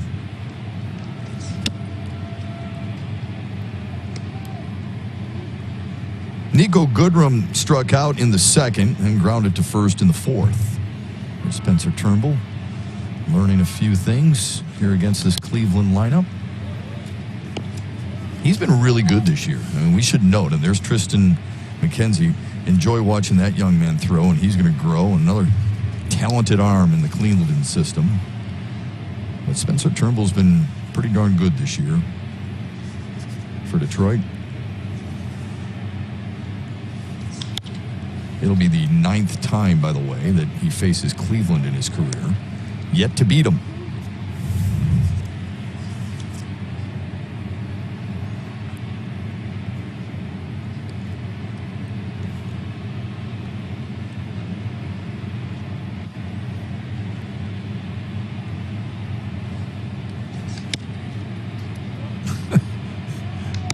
I have never seen that. Again, I come to games and I want to see something I haven't ever seen. You ever seen a catcher give you a high target and then wave like, "Hi, it's up here. Can you throw it up here, please?" What the heck was He's that? just being friendly, Jack. Oh, I tell you. That's distracting.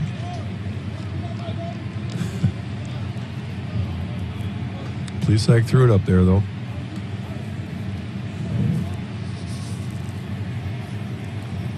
There's what Zach Plesac has used tonight, and that's pretty true to form. 17 swings and misses. So important, you know, to get that many swings and misses. That tells you that a guy's got put away stuff with 2 strikes.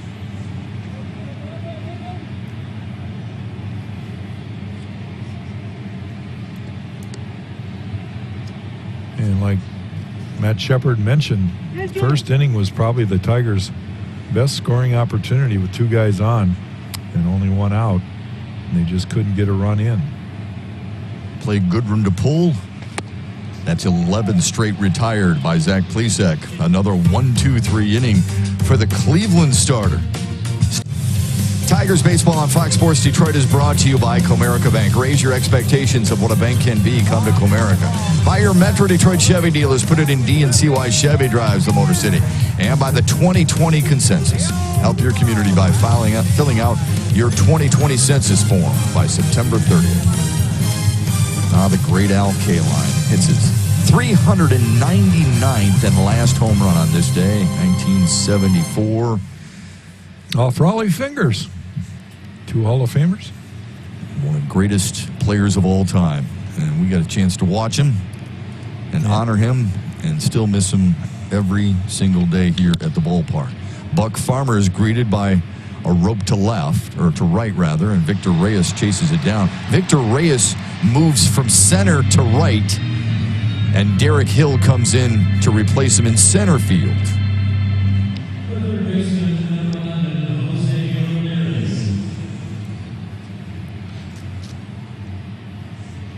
Buck in his 19th game, and again, he's been very consistent in the last couple of years for the Tigers out of the pen. He's a guy Gardy can trust. He's kind of fallen into a role that has become his role, and that's somewhere between the 7th and 9th inning, 1 inning at a time. But Buck was a guy that last year, man, he came in so many situations to stop the bleeding, and he might have to throw 3-4 innings sometimes. Hasn't been the case so much this year.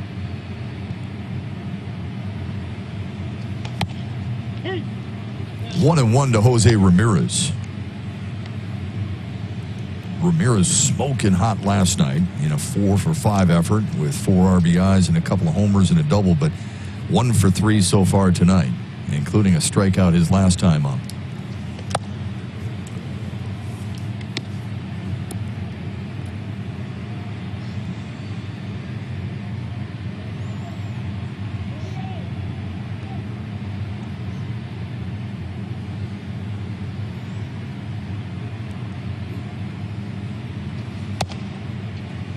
Missed outside. 3-1 to Jose Ramirez.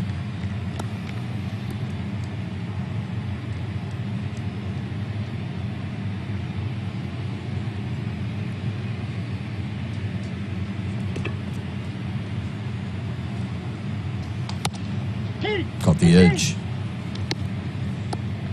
Tigers haven't played to pull.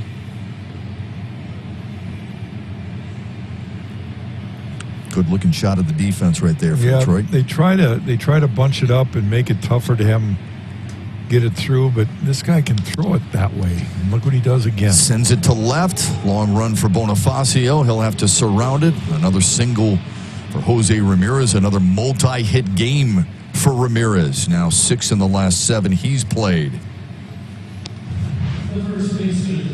You know, they have spray charts, Shep, and the spray charts are only for balls hit in the infield to the grass behind the dirt of the infield. And then they have a different set of spray charts for outfielders. And so they shift them over on the ground in the infield to the right side, but they don't shift the outfield because of what he just did there. And he's done it twice tonight.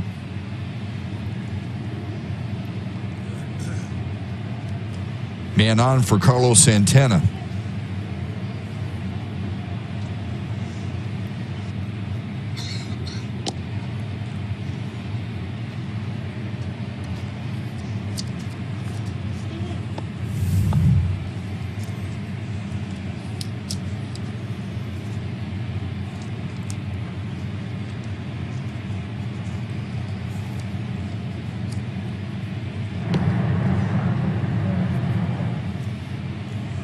Some people, Jack, wonder a lot about Cleveland's ability to make any type of noise in the postseason because of their lack of offense. But when you get the type of pitching they get on a regular basis, and their starters, no one has more quality starts. No starter has gone 6 innings or more than the Cleveland staff. Pretty good reliability right there, and usually keeps you in games. Well, the pitching staff is the reason they're going to have a shot at postseason as a wild card team. You know, you take away what they've done with that staff. There's the guy that leads it, Shane Bieber. They, you know, get pitching tomorrow. Tristan McKenzie. They have been really, really good. Goodrum to second for Willie Castro. No chance at turning 2. But they get the lead runner for the second out. Yeah, it appeared to me that Nico was just trying to make sure of a good throw to second base, and Willie Castro allowing him to have time to get to the bag because they had to shift on again. Wasn't really intended to try to turn 2. It was just to get the lead runner in Jose Ramirez. You see Nico taking his time there, but making an accurate throw. No real chance for Willie Castro to relay it over to first.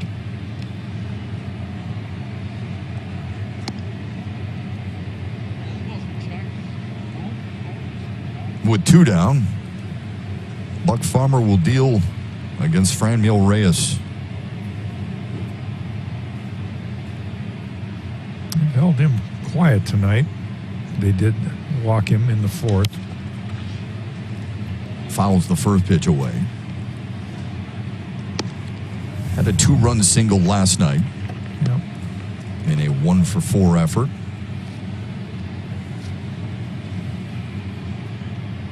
Pop-up, strikeout, and you see the walk sandwiched in between.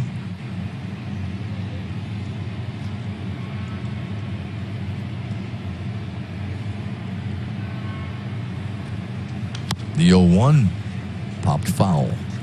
Well, you got those arms extended on that one. It was just, again, a fraction of an inch that is the difference between maybe a ball leaving the yard. But as a pitcher, you got to look at that and say, I won that battle. You know, I beat him there. He didn't square it up. And you've got to have confidence to be able to go in again.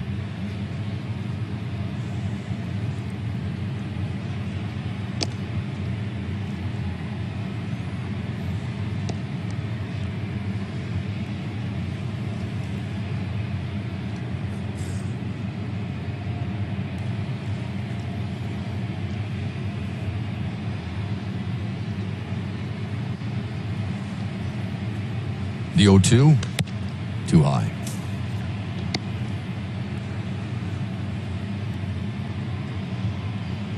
it's too high for this guy at 6'5", it's too high for anybody.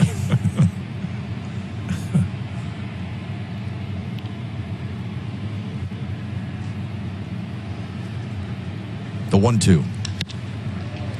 Slam to left center. Long run for Derek Hill. Boy, did he make up ground. Boy, did he ever. Wow, can he cover that territory? We've talked about his range before. He put it on display right there. Chased down an extra base hit from Franmil Reyes. Nice running grab to keep it 1-0.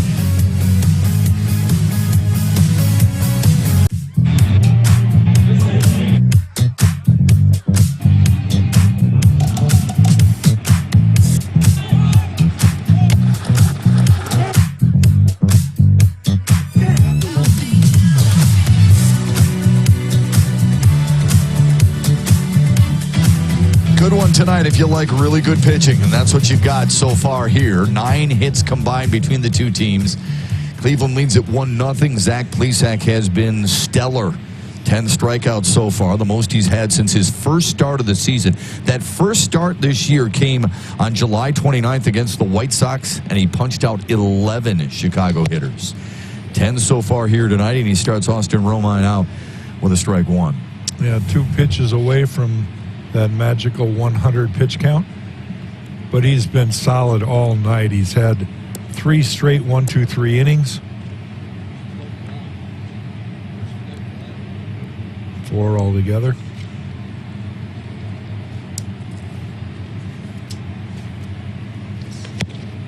Now quickly 0-2.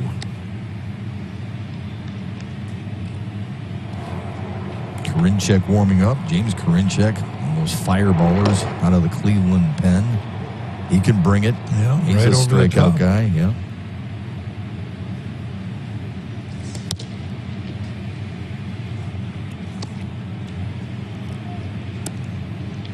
Yeah, you got to take baby steps off a guy like this, and that means getting that leadoff man on any way, any shape, get him to second base, and then hope for one timely hit.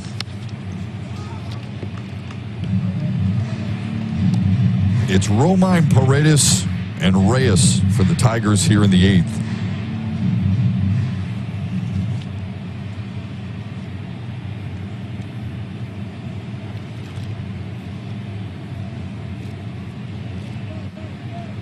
This will be the 103rd pitch, matching a season high from Plesac. It's low and away.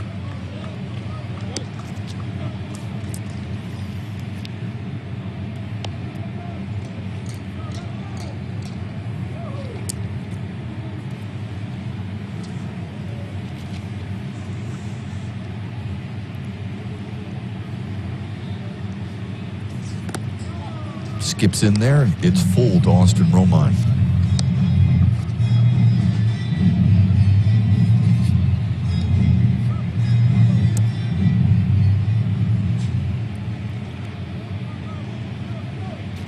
Of the 104 pitches from Plesac, 70 have been strikes. That's a season high. And that's a line drive right to Francisco Lindor for out number 1 here in the 8th. Romine didn't quite get it on the barrel. That ball was hit off the label. Didn't have a lot of velocity behind it.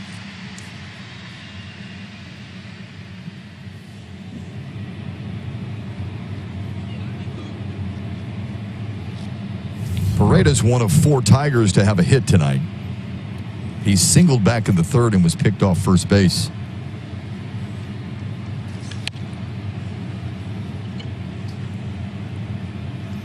Plesac using a lot of fastballs here as the game progresses. He's just being able to throw it up and around the perimeter of the strike zone. There's what the Tigers have done off of him tonight. Not much.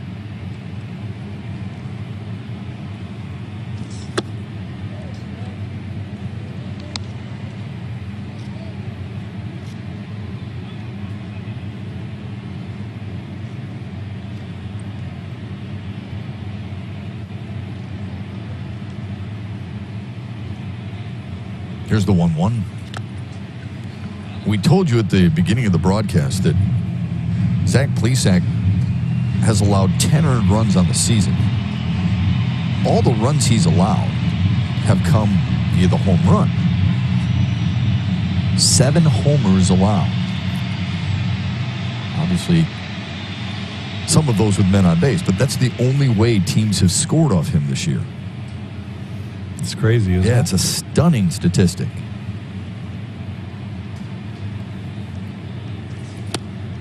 Two and two now to Isaac Paredes.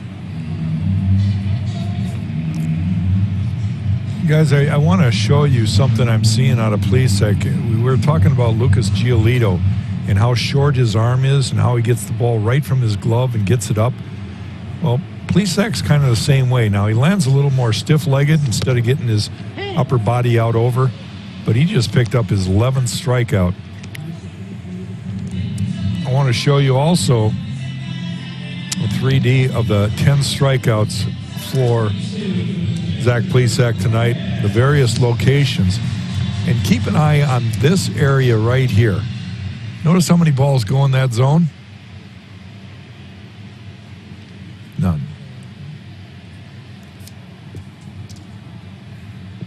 Just absolutely dotting his catcher's mitt there on that last strikeout.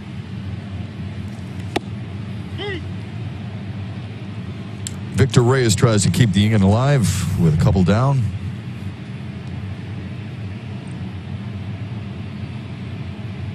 Four of the 11 strikeouts from Plesac have been looking. Here's the 0-1. The other way for his second hit of the night.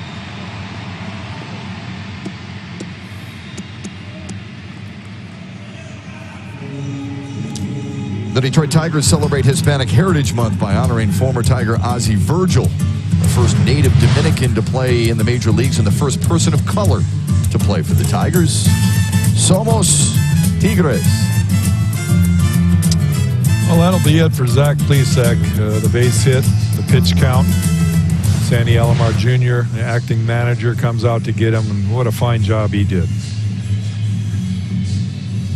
Here comes James Karinchak. It's worth of work from Zach Plesac tonight, and 11 strikeouts. Here they are, and it's been impressive. He's used his slider for effectiveness. He's spotted his fastball on both sides of the plate, change-ups, and, one walk, 11 strikeouts.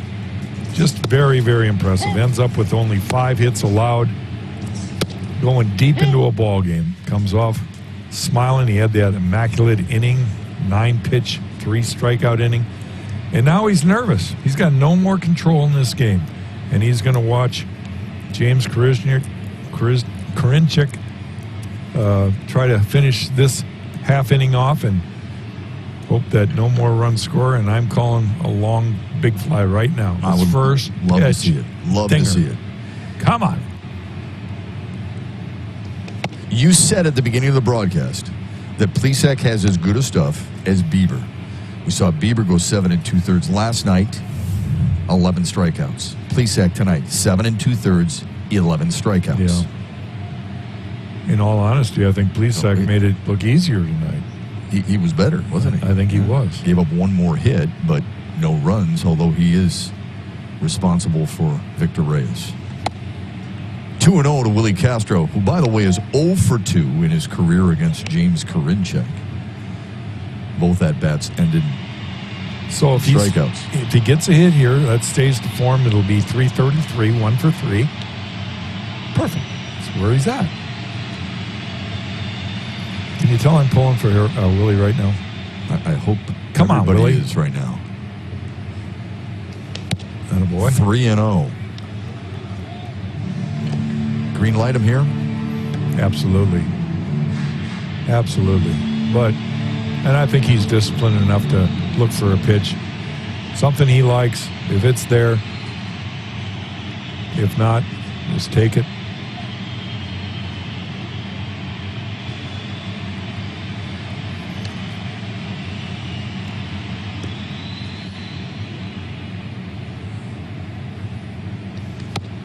Take strike one.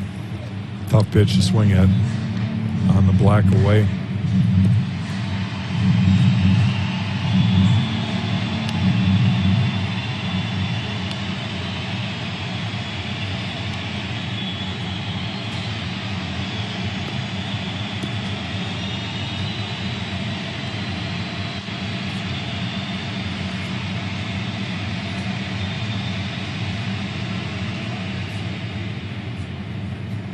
Here's the 3-1. Jeez, thank God. Outside edge, man. Back-to-back nasty. Right on the outside corner.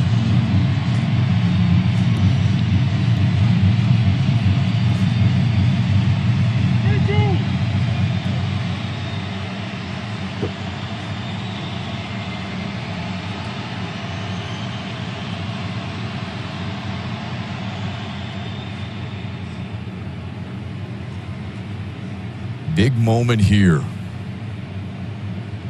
And the 3-2 held up. And he draws the walk. Couple men on for Cabrera. Well, you got that man in scoring position. That's what you wanted. Now we need Miggy to come through here. Get that all-important tying run first and then go from there.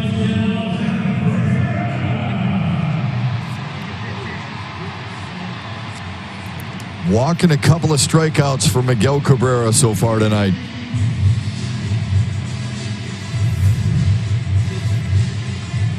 Haven't had a base runner since the first inning reached second base.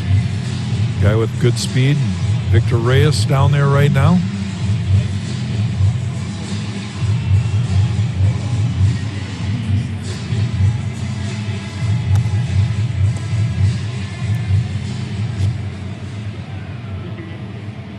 You saw the numbers for Cabrera with runners in scoring position. He's 0 for 2 in his career against Karinchak. Well, he's going to get a fastball. We know that. Karinchak throws a lot of fastballs. You know, that's his bread and butter. Usually up. He likes that pitch right there, high 90s.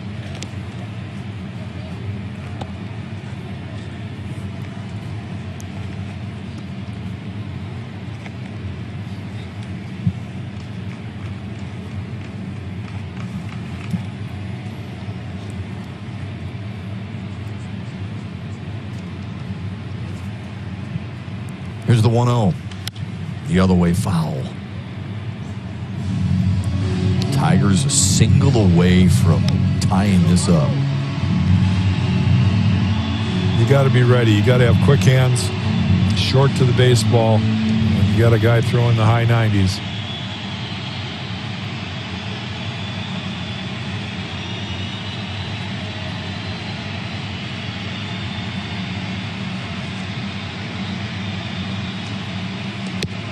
Two and one now to Cabrera.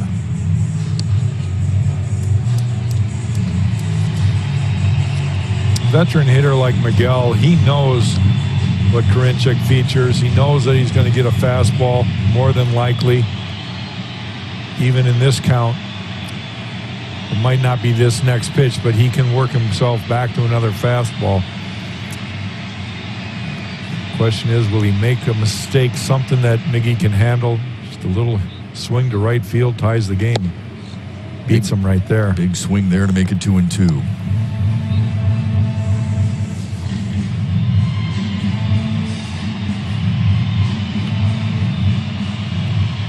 You called it, Jack. Another fastball. Evens the count.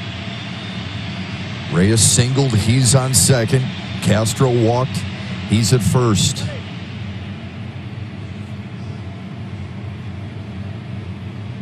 And the 2-2. Swung on and missed. Tigers leave a couple. They're down a run as we head to the ninth.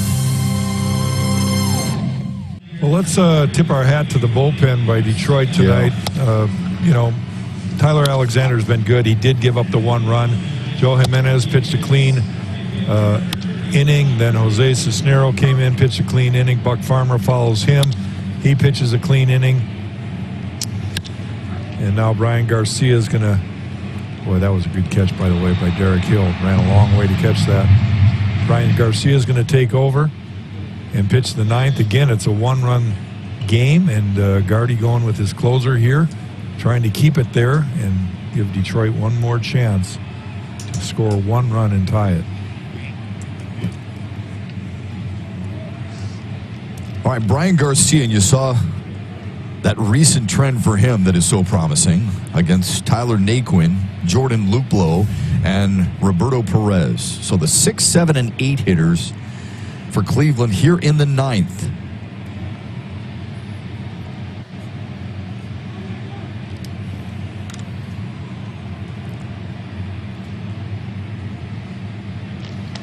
Two flyouts and a pop-up for Tyler Naquin tonight.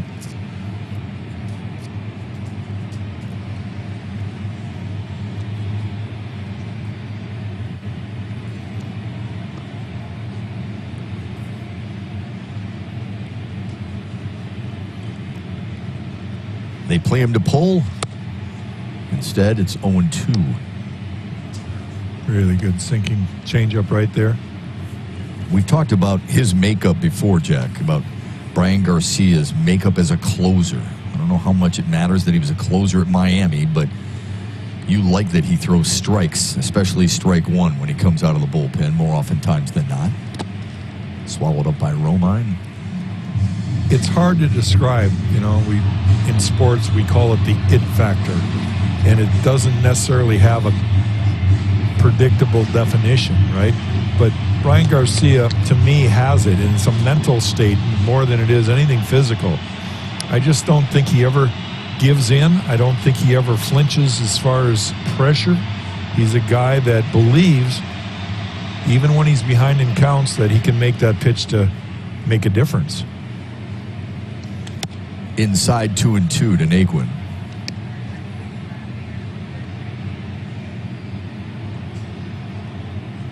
And again, you got to remember, this guy had an injury that put him on the shelf for a while. He's not this year, but I'm saying he's just kind of coming back and getting his velocity back, feeling strong and healthy again.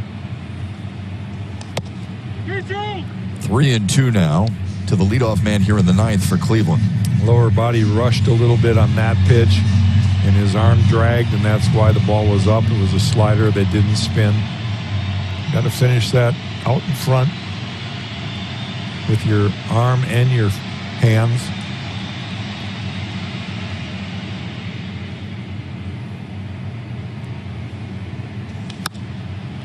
On the ground foul. Naquin might have helped him right there on that one. It was like ball 4. What do you call that? Protect mode, though, right? Yeah. Allowed to blow on your hand on a cool night like this. They're not going to penalize you for doing that as long as you're not on the rubber.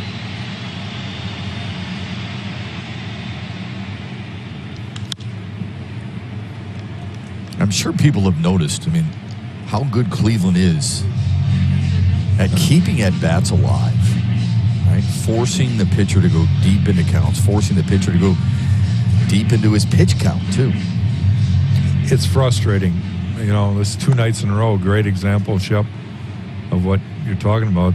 This club is showing how many 3-2 counts, how many high-pitch at-bats, wearing down that other team.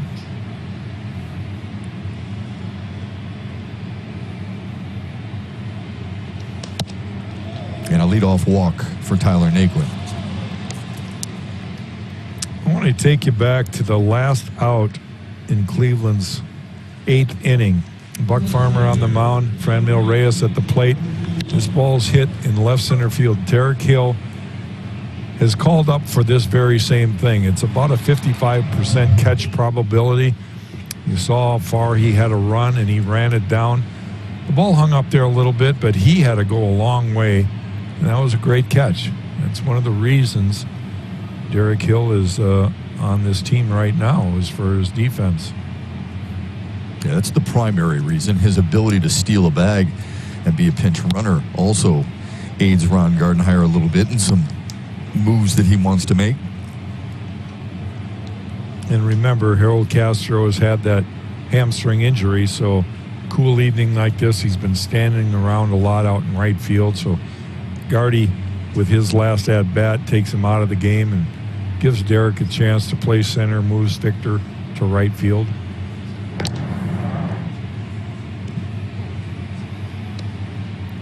But Brian Garcia now working himself in a little bit of a mess again, one-run game. You've got to get the guys off the field and keep that score right there. Looking for the ground ball right now.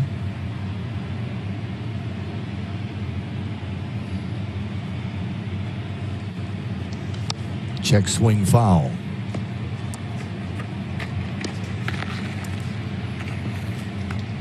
I don't know. I've just noticed tonight, maybe it stuck out more than before, but Cleveland just doesn't seem to hit any ground balls. You want that double play ball, they're hitting the ball in the air. They're hitting the bottom half of the baseball and lifting it out to the outfield more than anything else.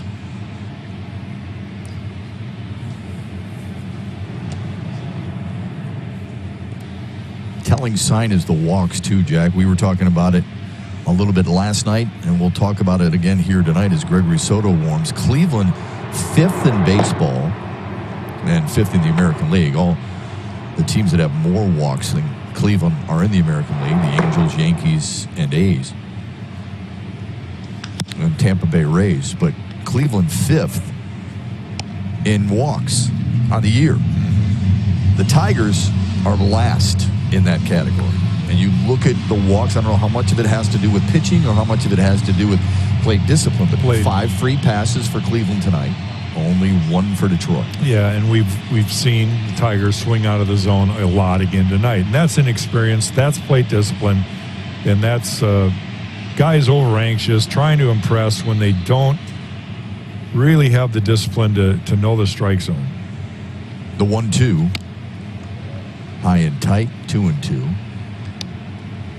And I don't know how much correlation you want to make, because walks aren't the only determining factor, but I do find it interesting that the Rays, Yankees, and A's, who seem like they're headed for postseason play, are among those league leaders. Well, I'm gonna try to revert back to my time in the big leagues with this example, as Brian Garcia tries to finish off Jordan Luplow here. There goes the runner. The ball's popped up on the outfield grass. Willie Castro puts it away. It's a big out. It is a big out. Speaking of playoffs, let's look at the playoff picture right now. As we stand, Tampa and Chicago have already clinched. The Yankees are on a roll. Minnesota hanging in there in the Central. Just a matter of time for Oakland, and you see Cleveland and Toronto in that wild card race. Toronto has been going the wrong direction if you're a Blue Jays fan. Yeah, New York got hot.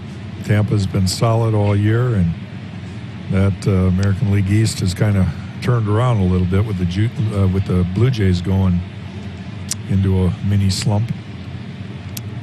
But back to my thought about when I was playing, Shep, in the early 80s, we were battling a couple teams. Milwaukee and Baltimore were 2 of the teams that we had tough time with in our division. And it seemed like Earl Weaver's Baltimore Oriole teams were so disciplined. They never made mistakes. And Sparky used to preach to us, they never give away outs, right? And what it equates to in this game is they didn't swing out of the zone. Yeah. They took their walks. They let you kind of unravel. And they beat us so many times. And you know, in '84, we kind of started figuring it out, and we knew we could beat Baltimore, but we had to do those little things. And one of those little things is better plate discipline, and for pitchers, not, leadoff walks, no deep counts, those kind of things.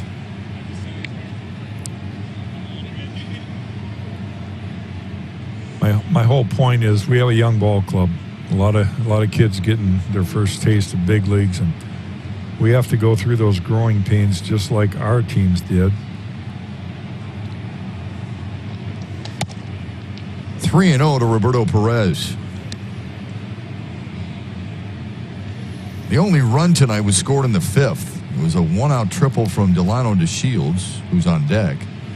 And he scored on a sacrifice fly from Francisco Lindor. Brian Garcia's been fighting it a little bit tonight.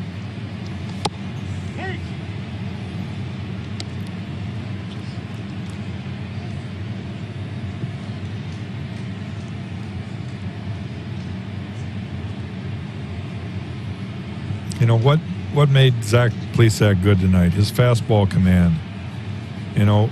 Where are we not? There goes the runner, and that hit the bat. Thank goodness, because that was ball. Yeah, and it was stolen. Yeah, well, it would have been a stolen base had he even swung through it. Yeah. But Perez helping us out a little bit there. That was a mistake. He didn't want to hit it. Check swing, kind of. Tried to pull it back, and the barrel was right where the ball was thrown. Now he needs to make a pitch. Yeah, how much does that change this at bat? Let's see right here. Here's the 3-2. And he walked another. Well, Rick Anderson's going to come out.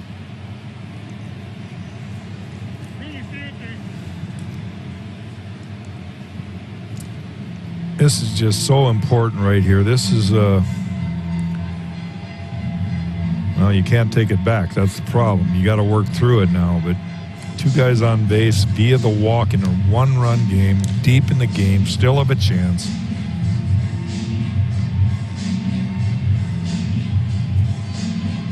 And by walking Perez, that means you're probably going to have to face Lindor and maybe Cesar Hernandez.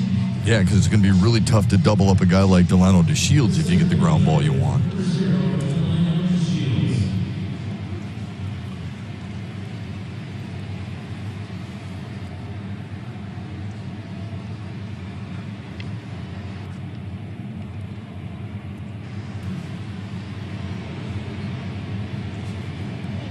All I know is that if he falls behind DeShields and maybe he gives up another walk, it'll probably be Brian Garcia's last hitter. And Gardy has said he's our closer, but that doesn't mean that in these kind of games you can allow him too much latitude.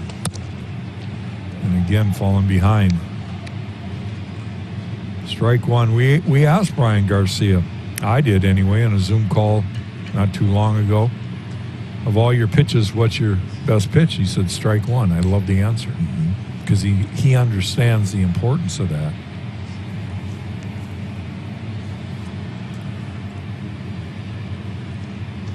DeShields turns on one, sends one to left.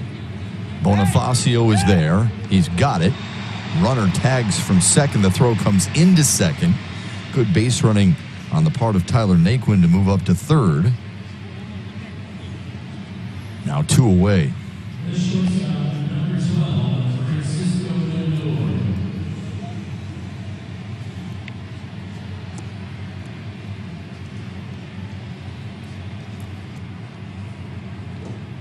We'll give you the numbers for Lindor. He's batting .320 against lefties and .260 against righties coming into the game tonight. That has to factor into the decision for Ron Gardenhire to leave Garcia in against him. First pitch is low. Yeah, he's got Gregory Soto warmed up in the pen. He's ready, but that would flip Lindor over to the right side. And how much confidence do you have in Soto with that first guy? He needs one out, and he could blow him away with fastballs, but he's got to throw strikes. He's going with Brian Garcia here. So you saw the good-looking numbers there that we had on the graphic.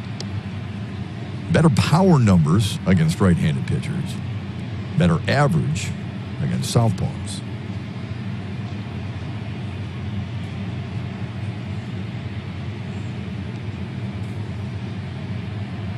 Needs a pitch here.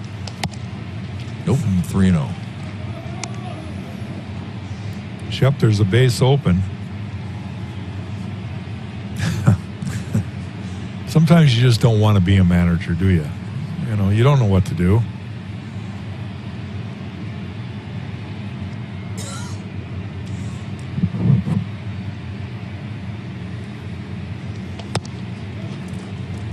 Bases are loaded.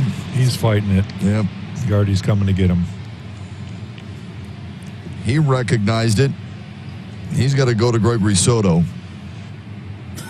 Bases loaded because of walks. Naquin, Perez, and now Lindor. It's a jam made for Gregory Soto with 2 away in the 9th. Breezy night here in Detroit. Hope everyone has big plans for the weekend. This has been a pitcher's matchup and a good duel. Zach Plesac for Cleveland. Detroit's bullpen. Michael Fulmer started, then it was Tyler Alexander, Joe Jimenez, Jose Cisnero, Buck Farmer, Brian Garcia. Now it's up to Gregory Soto to get out of this mess in the 9th. Bases loaded, 2 away. Every base runner there because of a free pass. Well, you ever play Little League ball or amateur ball and your coach puts you in situations like this or scenario, bases loaded, 2 outs. Nowhere to go. Got to get the guy at the plate. And the beauty of this situation defensively, if you're out there, you should be saying to yourself, I want the ball hit to me, right? Just like if you're the pitcher, you want to make this pitch. Yep. Strike one is going to be so important here. Cesar Hernandez comes in swinging 0-1. Well, he knows that Soto is going to feature fastballs here, especially early, and he gets the one right on the black, fouls it off. But more importantly, Gregory Soto throws strike one. Now he has the chance to maybe trick him with a slider. You don't always have to throw fastballs. Oh, geez. Skips behind Romine. Good job just to hang in there. Naquin can't advance, and Romine's hurt. Yeah, it hit him right on the wrist, I think. Doug Teeter coming out. Gardy's going to walk over there. Romine's in pain right now. A lot of pain. He does not act like that if he's not in a great deal of pain.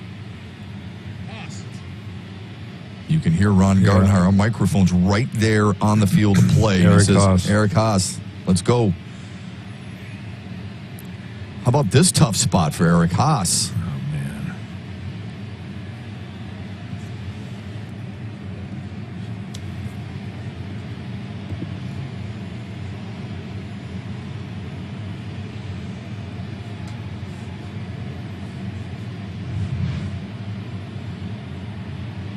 Ball hits him right in the wrist. Right on bone. You know, that right there kind of describes the life of a catcher. You've got to try to knock it down. And while you're in the darndest pain of your life, you got to find the ball and still keep the runner at third base. Think about that. Yeah. You're in pain, man, and you're looking for a baseball. Still have to react to the play. Eric Haas is going to come in, and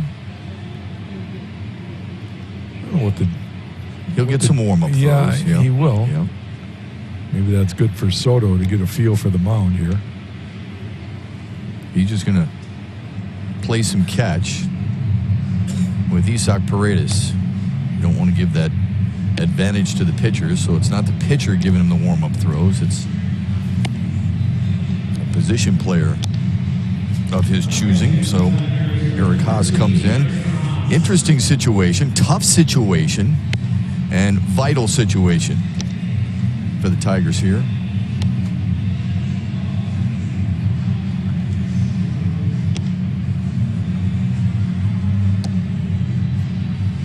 What's this do to a pitcher who's just standing around? Well, it ices him. It's not the greatest scenario, especially for a guy that battles command.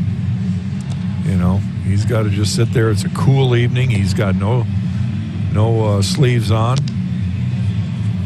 So it's not the greatest scenario either, and hopefully Haas understands that, gets ready quickly. He's going to walk out there and have a little chat with Gregory. 1-1 count, bases loaded, 2 outs. Top of the 9th inning, 1-run game. You know, Detroit's trailing. They still have to get a run to tie this, but this is big. This is baseball. You got to make these pitches. You can't let that second run score. They're going over signs here, right? That's what they're doing. They're talking about I think, what signs. I think it might be just the next 2 pitches or something like that. But definitely don't want to get crossed up here. Gardy asked if he can throw a ball or two, and I'm glad that Les Diaz allows him to, because he's been standing out there. Standing there. And that's exactly what Ron Gardenhire said when he came out there. You know, give our guy a couple of throws here, because he's been standing around and it's an injury. So Laz Diaz pulls in Cesar Hernandez. Soto's got a 1-1 count on him. The bases are loaded. There's 2 away, and Cleveland clinging to a 1-0 lead here in Detroit in Game 2 of this 4-game weekend series.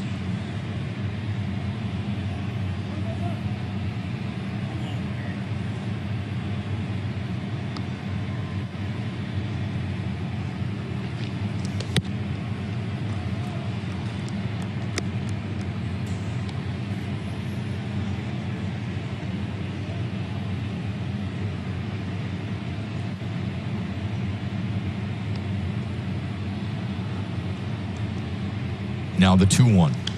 Swung on and fouled away. Down to 1 pitch, Shep.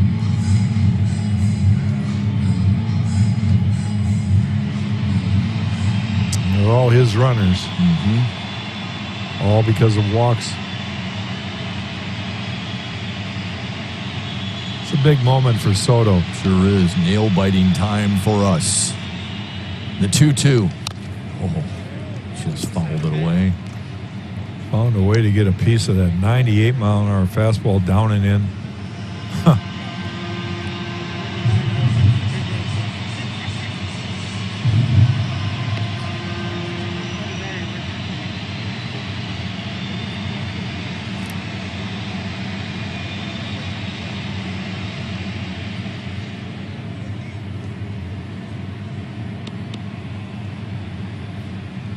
Now the 2-2. We should note Haas has caught Soto, not just in summer camp, but in his last outing. When Haas started against Kansas City in that series wrap-up.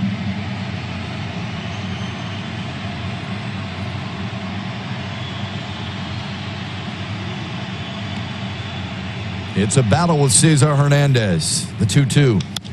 The other way foul.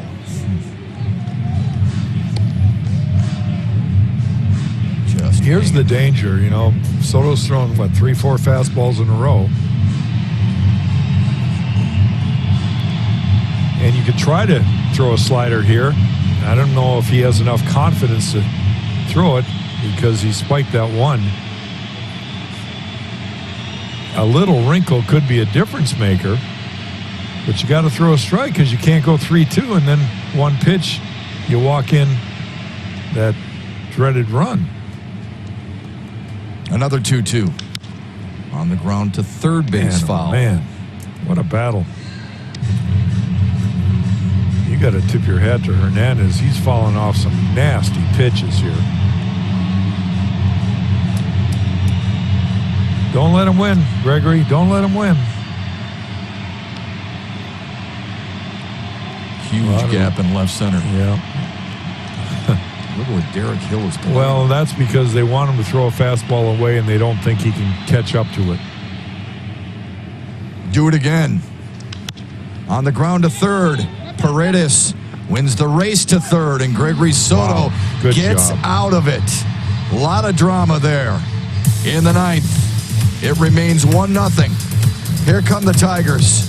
Candelario, Hill, and Bonifacio due up. They need at least 1. Let's see if they can get it done.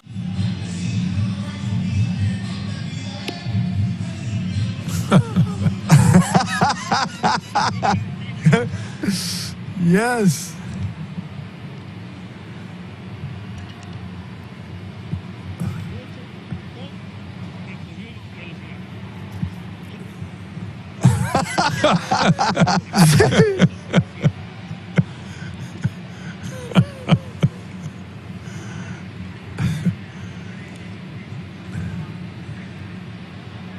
Amen. Wow. Amen, Mick. Wow. That is a ton of neck wear. Good for you, Simo. Man, Brad Hand is on to work the 9th. He'll face Candelario, Hill and Bonifacio, 12 for 12 in save situations for Brad Hand.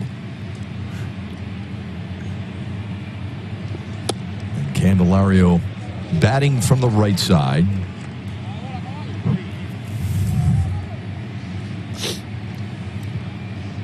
One at a time, right, Shep? Something's got to happen here. This game has been a crisp 3.5-hour 1-0 game. Played this long to get one run. You got to try to find a way to get it. Just get on base, right? By turning Candelario around against lefties, he's batting .417.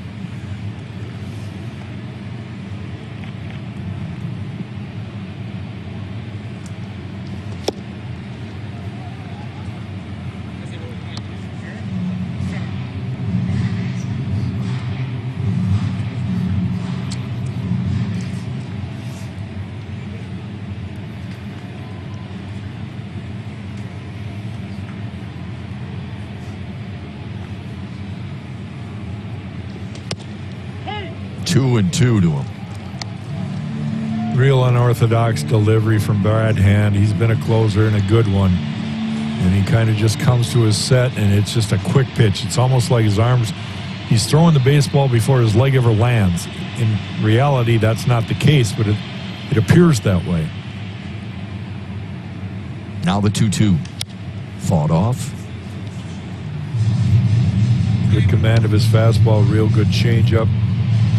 Occasional slider.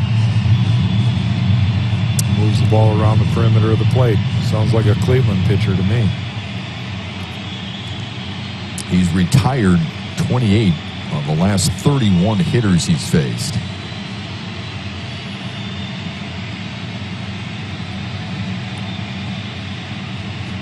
Another 2-2.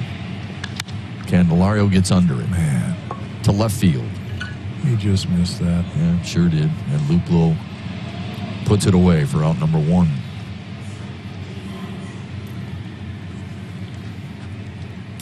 Perez called for a fastball in. That's where Hand threw that. Let's take one more look at that last pitch. Jamer just missed the ball. He got the barrel out in front. Just underneath it a little bit.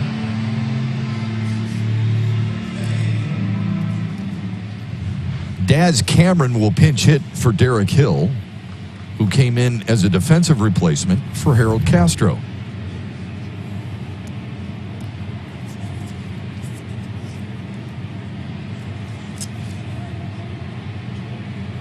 Cameron started last night, went 0 for 3.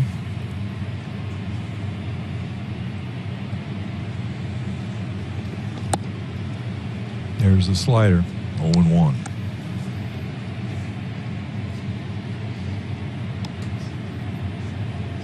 Hand has allowed an earned run in just 2 of his 17 outings this season.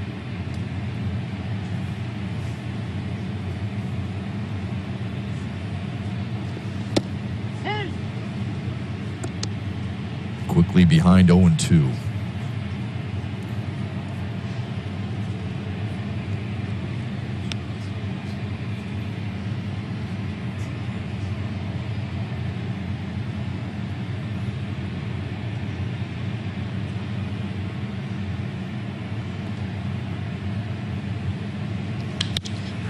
Rip to left center. Go! That's going to get up the air. Go!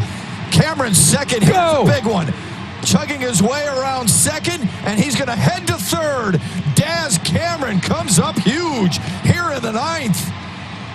It's a 1-out triple and gives Detroit a golden opportunity to tie. Good for Daz. He got something he could handle, drives it to the gap and left. Shields can run, but he couldn't catch up to this one. Fastball over the middle of the plate. Nice swing. Finds the barrel. And then it's just a race. I was wondering if he was going to maybe stop at second. No way. He's going to third. Could have stood up. Now 90 feet. Just smoked it.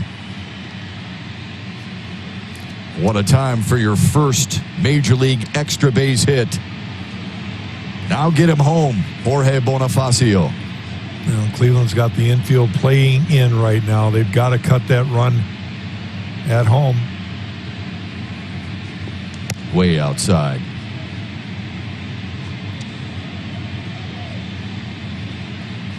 Excellent numbers with runners in scoring position in September for Bonifacio.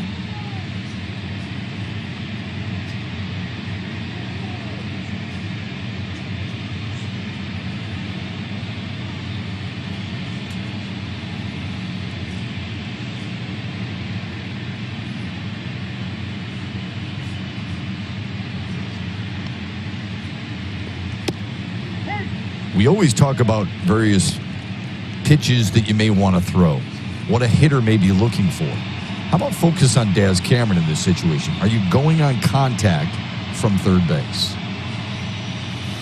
Well, Gardy's going to make that decision, and Ramon Santiago, the third base coach, has already relayed to Daz. They already know if he's going.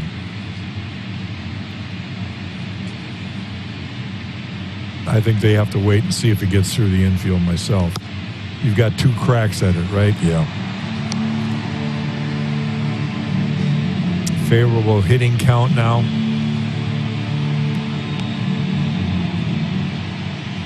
The thing about Hand is he'll throw all 3 of his pitches, fastball, slider, and changeup, in any count.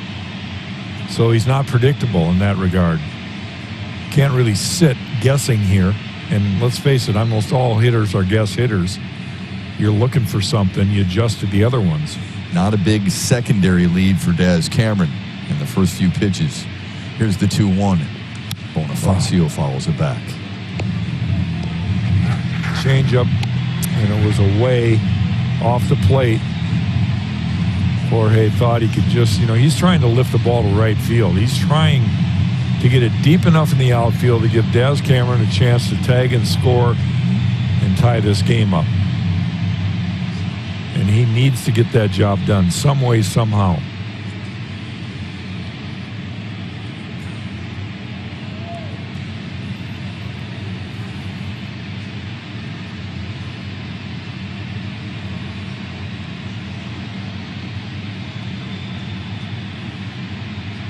Now the 2-2. Tried to hold up, but he went too far. He went.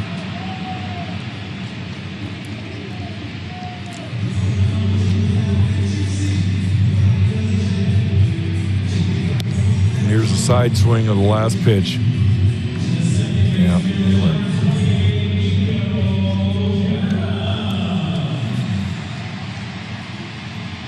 Tigers down to their final out here in the 9th. Niko Goodrum hoping to deliver.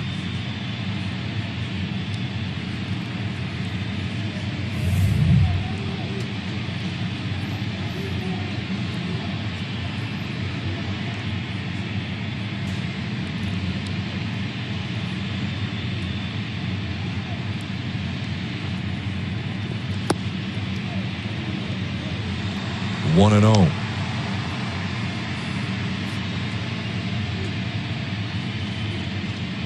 Goodrum with much better average numbers against lefties. That 3.08 coming into the game tonight.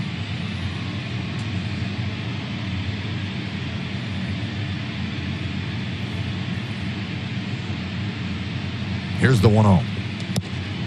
Now it's even.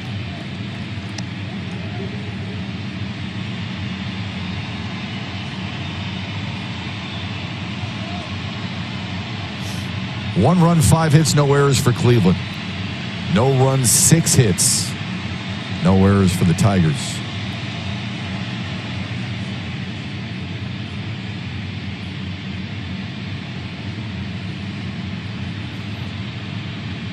Here comes the 1-1. On the outside corner. Filthy.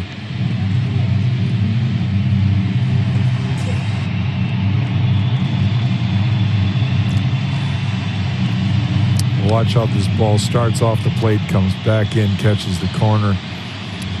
It doesn't appear to be a strike on your screen there, but where Roberto Perez caught that was in the zone. So that ball probably caught the back part of the plate.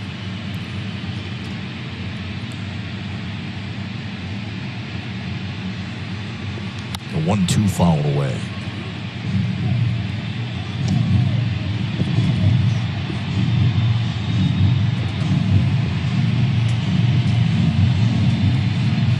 Cameron with a one-out triple to left center. Now he stands 90 feet away with 2 away.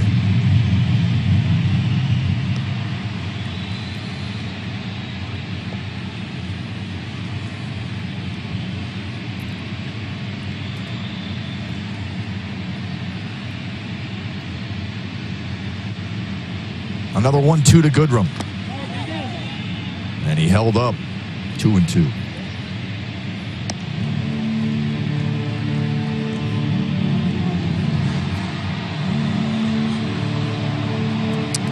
Well, he clearly held up on that one, so the umpires got it right both times.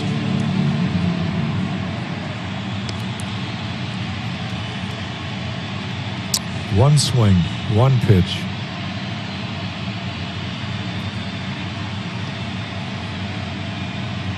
One time.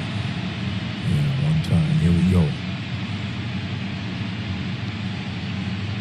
Here it is. Tried to hold up. They said he went too far, and Hand strikes him out. Well, they don't have to check there. Laz Diaz, the home plate umpire, called it. And that's why right there. 1-0 final. Pretty good one. Just didn't go the Tigers' way. 7th time Cleveland has posted a shutout. Let's send it to Mickey York at the Xfinity desk. Mick?